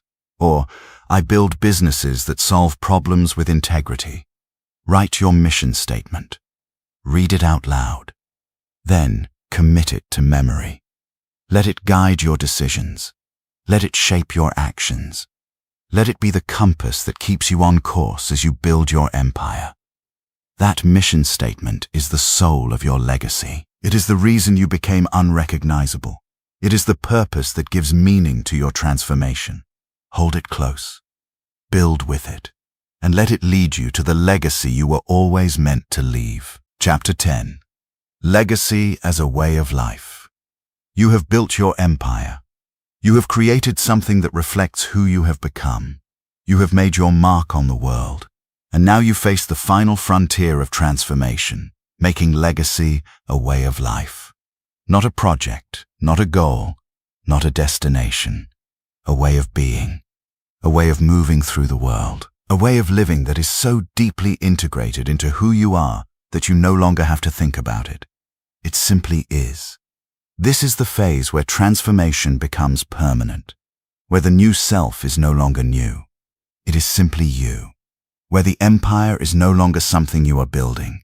It is something you are living, where legacy is no longer a future aspiration.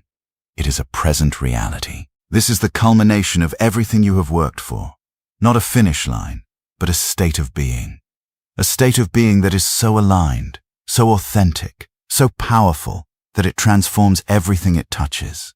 That is the power of legacy as a way of life. And that is what you are now entering. Let us define what legacy as a way of life means. It means that every action you take is informed by the question, what am I leaving behind? Not in a heavy, anxious way. In a natural, organic way. Just as a tree does not strain to produce fruit, you do not strain to build legacy. You simply live in alignment with your values, and legacy flows from that alignment. It is not something you do. It is something you are. When legacy is a way of life, you do not need to think about legacy. You just need to think about living well. And living well, consistently, over time, produces legacy as a byproduct. This is the secret of the most impactful people in history. They did not set out to build a legacy. They set out to live a life of purpose, integrity, and contribution. And legacy followed. That is the path you are on now. Not chasing legacy, but living it.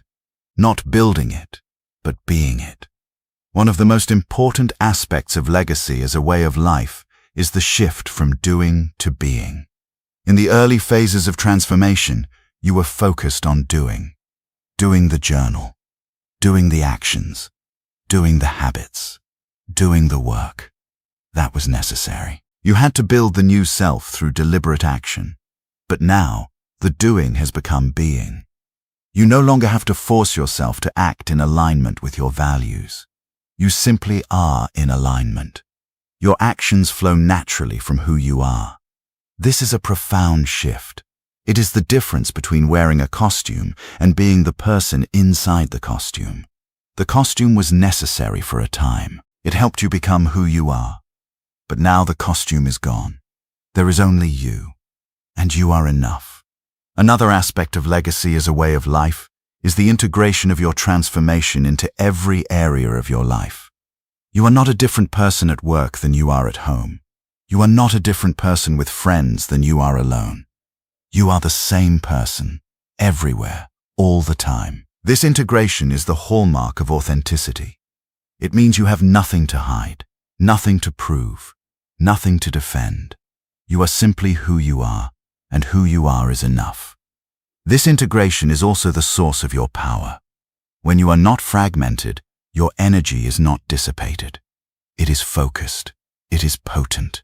It is effective. You can accomplish more with less effort because you are not wasting energy on maintaining different personas. You are just being yourself, and yourself is unstoppable. Legacy as a way of life also means living with a long-term perspective. You are no longer focused on the immediate. You are focused on the enduring.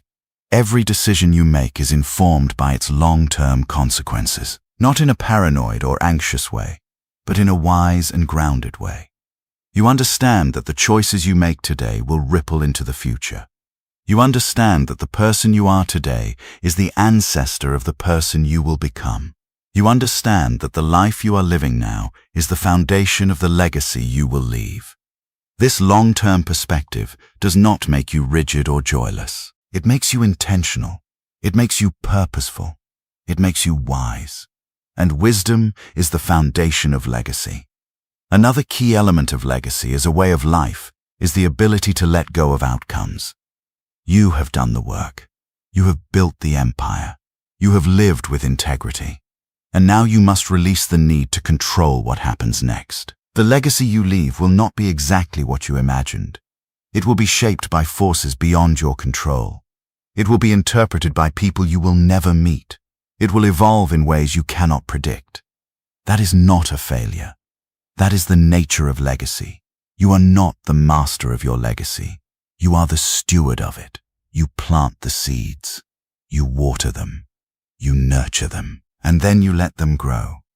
Where they grow, how they grow, what they become. That is not yours to control. It is yours to trust. And trust is the final act of legacy building. Trust that the seeds you have planted will bear fruit. Trust that the impact you have made will continue. Trust that the person you have become will be enough. That trust is freedom. And freedom is the gift of legacy as a way of life. Living legacy also means being present.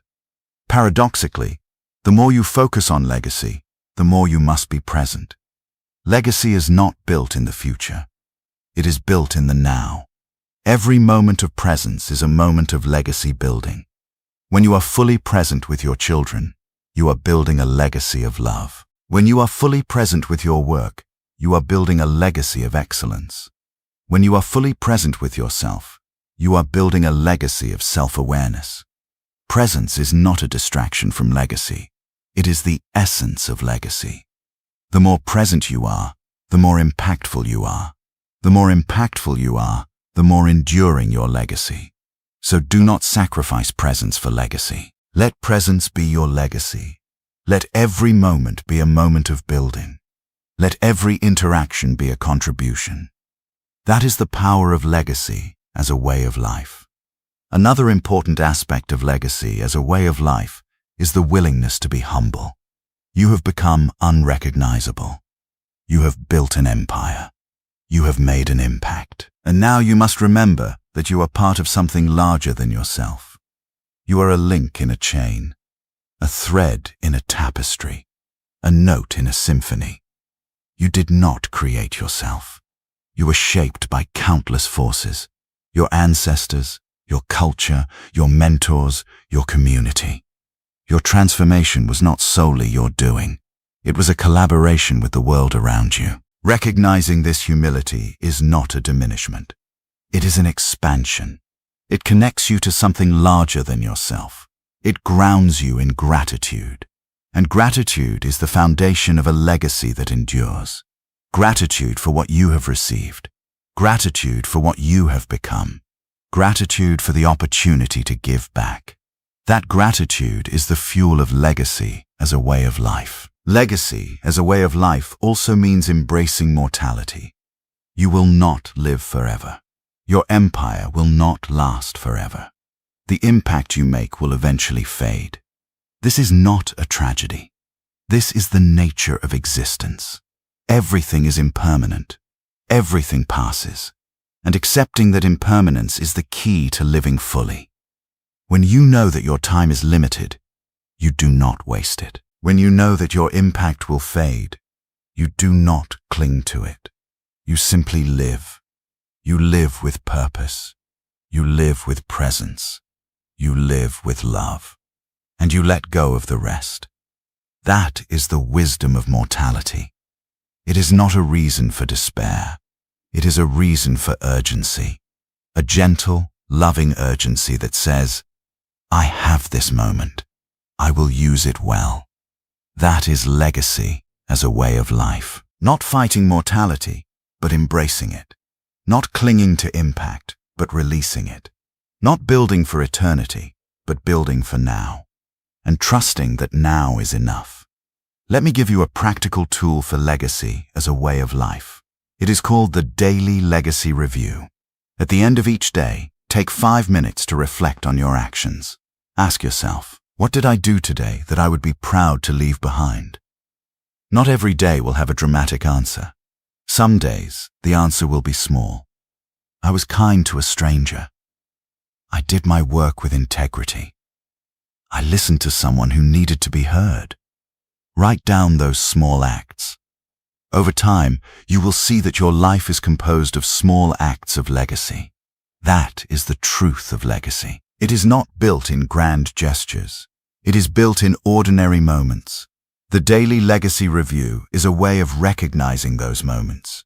It is a way of honoring the legacy you are building every day. It is a way of making legacy conscious. And consciousness is the key to living legacy as a way of life. Another practice is the legacy conversation. This is a conversation with someone you care about. It can be a partner, a child, a friend, a mentor. In this conversation, you share what you are trying to build. You share your values, your vision, your hopes. And you ask them what they are building. You create a space where legacy is not a private burden but a shared journey. This conversation is not about bragging. It is about connection. It is about accountability. It is about mutual support. When you share your legacy with others, it becomes more real. It becomes more possible. It becomes more alive. So have the legacy conversation. Have it often. With different people.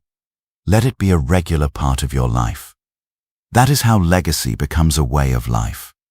Not in isolation, but in community. Before we close this chapter, I want you to do something. I want you to write a final letter, not to your past self, not to your future self, to the people who will come after you. Your children, your grandchildren, your community, your world. In this letter, tell them what you have learned. Tell them about your transformation. Tell them about the struggles, the failures, the victories. Tell them about the person you became. Tell them about the empire you built. Tell them what you hope for them. Tell them that they are capable of becoming unrecognizable too. Tell them that they can build a legacy of their own. Tell them that they are not alone. This letter is not a prediction. It is a gift of wisdom, a gift of love, a gift of legacy. Write it, keep it, share it, or do not. The act of writing it is enough, because writing it will help you see that your legacy is not just something you leave behind. It is something you are living right now. And that is the greatest gift of all. Chapter 11. Conclusion. You have traveled a long and difficult road. You made the decision that changed everything. You grieved the loss of who you were. You killed the old patterns that held you back. You endured the awkward middle, feeling like a fraud, feeling like you might not make it. You consolidated your new identity, making it permanent. You weathered the shock of others' reactions. You stepped into the new self and began to live as that person. You built an empire that reflects your values and extends your impact. And now you have made legacy a way of life. You are not the same person who began this journey.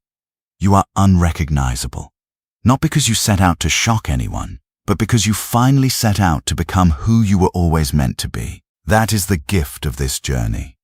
Not the shock of others, but the transformation of yourself. And that transformation is the foundation of everything you will build from here. Let us take a moment to review what you have accomplished. You have proven that change is possible. Not just small, incremental change, but radical, fundamental transformation. You have proven that you are not defined by your past, your circumstances, or your habits.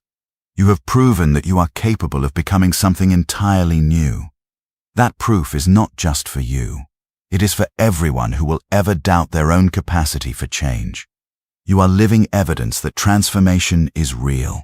You are living evidence that the old self can die and a new self can be born. You are living evidence that unrecognizable is not a fantasy. It is a choice. And you made that choice. Every day, you made it again, and again, and again, until it became who you are. You have also learned the tools of transformation. The legacy journal, the 10-year rule, the pattern interrupt, the identity declaration, the bridge identity, the small win practice, the identity calendar, the daily legacy review. These are not abstract concepts. They are practical, powerful tools that you can use for the rest of your life. They are the instruments of your ongoing evolution. Because transformation does not end here. It never ends. You will continue to become. You will continue to grow. You will continue to leave behind versions of yourself that no longer serve you. And these tools will guide you through every transition. They are your compass, your map, your anchor. Keep them close. Use them often. They will never fail you. Let us also acknowledge the challenges you have overcome. The fear of change, the grief of letting go, the awkwardness of the in-between, the pressure of others' expectations, the loneliness of outgrowing your old life, the temptation to stop growing. These were not small obstacles. They were mountains, and you climbed them. Not without struggle, not without pain, but you climbed them. That is the measure of your strength. Not that you never faltered, but that you kept going, that you refused to give up, that you chose growth over comfort, courage over fear, becoming over staying the same. That strength is not a one-time achievement. It is a muscle you have built, and like any muscle, it will continue to grow as you use it. So do not stop using it. Do not stop climbing. There are more mountains ahead, and you are ready for them. One of the most important lessons of this journey is that transformation is not a destination. It is a direction. There is no final version of you that is complete. finished, done. There is only the next version of you, the version that is waiting to be born, the version that will shock even you. That is the beauty of becoming unrecognizable. It is not a one-time event. It is a continuous process, a process of shedding, growing, expanding, evolving, a process that will continue for the rest of your life. Embrace that process. Do not resist it. Do not try to hold on to any version of yourself, no matter how hard you work to become it. It is already outdated. There is more to become. There is more to build. There is more to give. And that is the most exciting part of all. You are not finished. You are just beginning. Now let me speak to the legacy you are leaving. You may not see it yet. You may not know its full impact. That is okay. Legacy is not about what you see. It is about what you set in motion. The seeds you have planted will continue to grow long after you are gone. The people you have touched will continue to carry your influence. The systems you have built will continue to function. The values you have embodied will continue to ripple. You do not need to see the harvest. You just need to plant the seeds. And you have planted many seeds. Seeds of courage, seeds of integrity, seeds of love, seeds of transformation. They are already growing.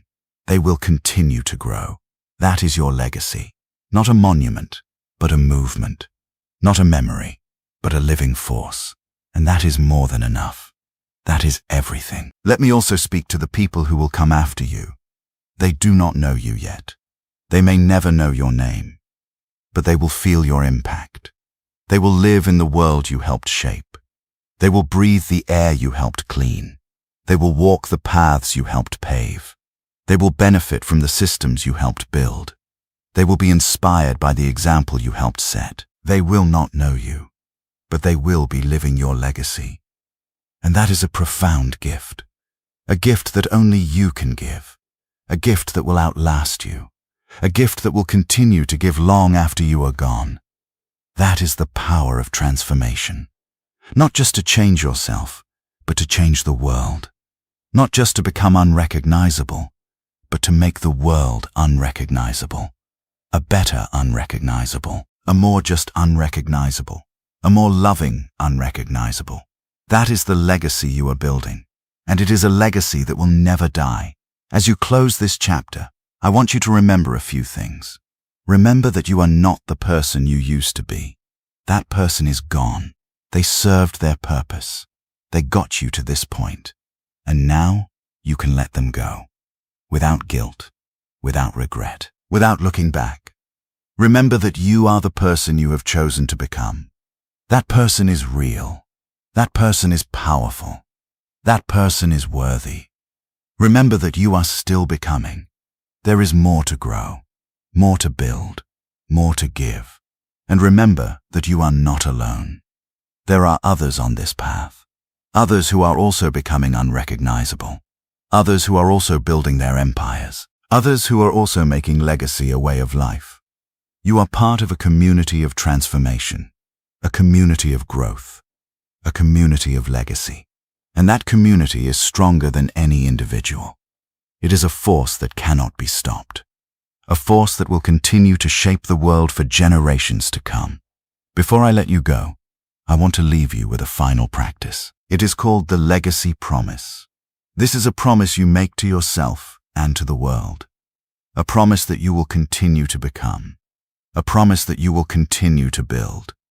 A promise that you will continue to give. A promise that you will live your life as a legacy. This promise is not a burden. It is a gift to your future self, a gift to the people you love, a gift to the world. Write it down, say it out loud, share it with someone you trust, and then live it every day, in every moment. Let it be the guiding light of your life. Let it be the compass that leads you forward. Let it be the legacy you leave behind. Now, I want you to close your eyes, take a deep breath, and feel the person you have become. Feel the strength, the clarity, the purpose, the peace. That is who you are now. That is the person you worked so hard to become. That is the person who will build the future. That is the person who will leave a legacy. That is the person who is unrecognizable, and that is the person who is just getting started. Now, open your eyes, stand up, and go. Go build, go become, go leave your mark. The world is waiting for you, and you are ready. You have always been ready. You just needed to remember, and now you have. This is the end of this audiobook, but it is not the end of your journey. It is the beginning of everything you have ever wanted to become, the beginning of everything you have ever wanted to build, the beginning of everything you have ever wanted to leave behind. This is your moment, your transformation, your legacy. Go. Be unrecognizable. Shock everyone, including yourself. The world is ready for the person you have become, and so are you.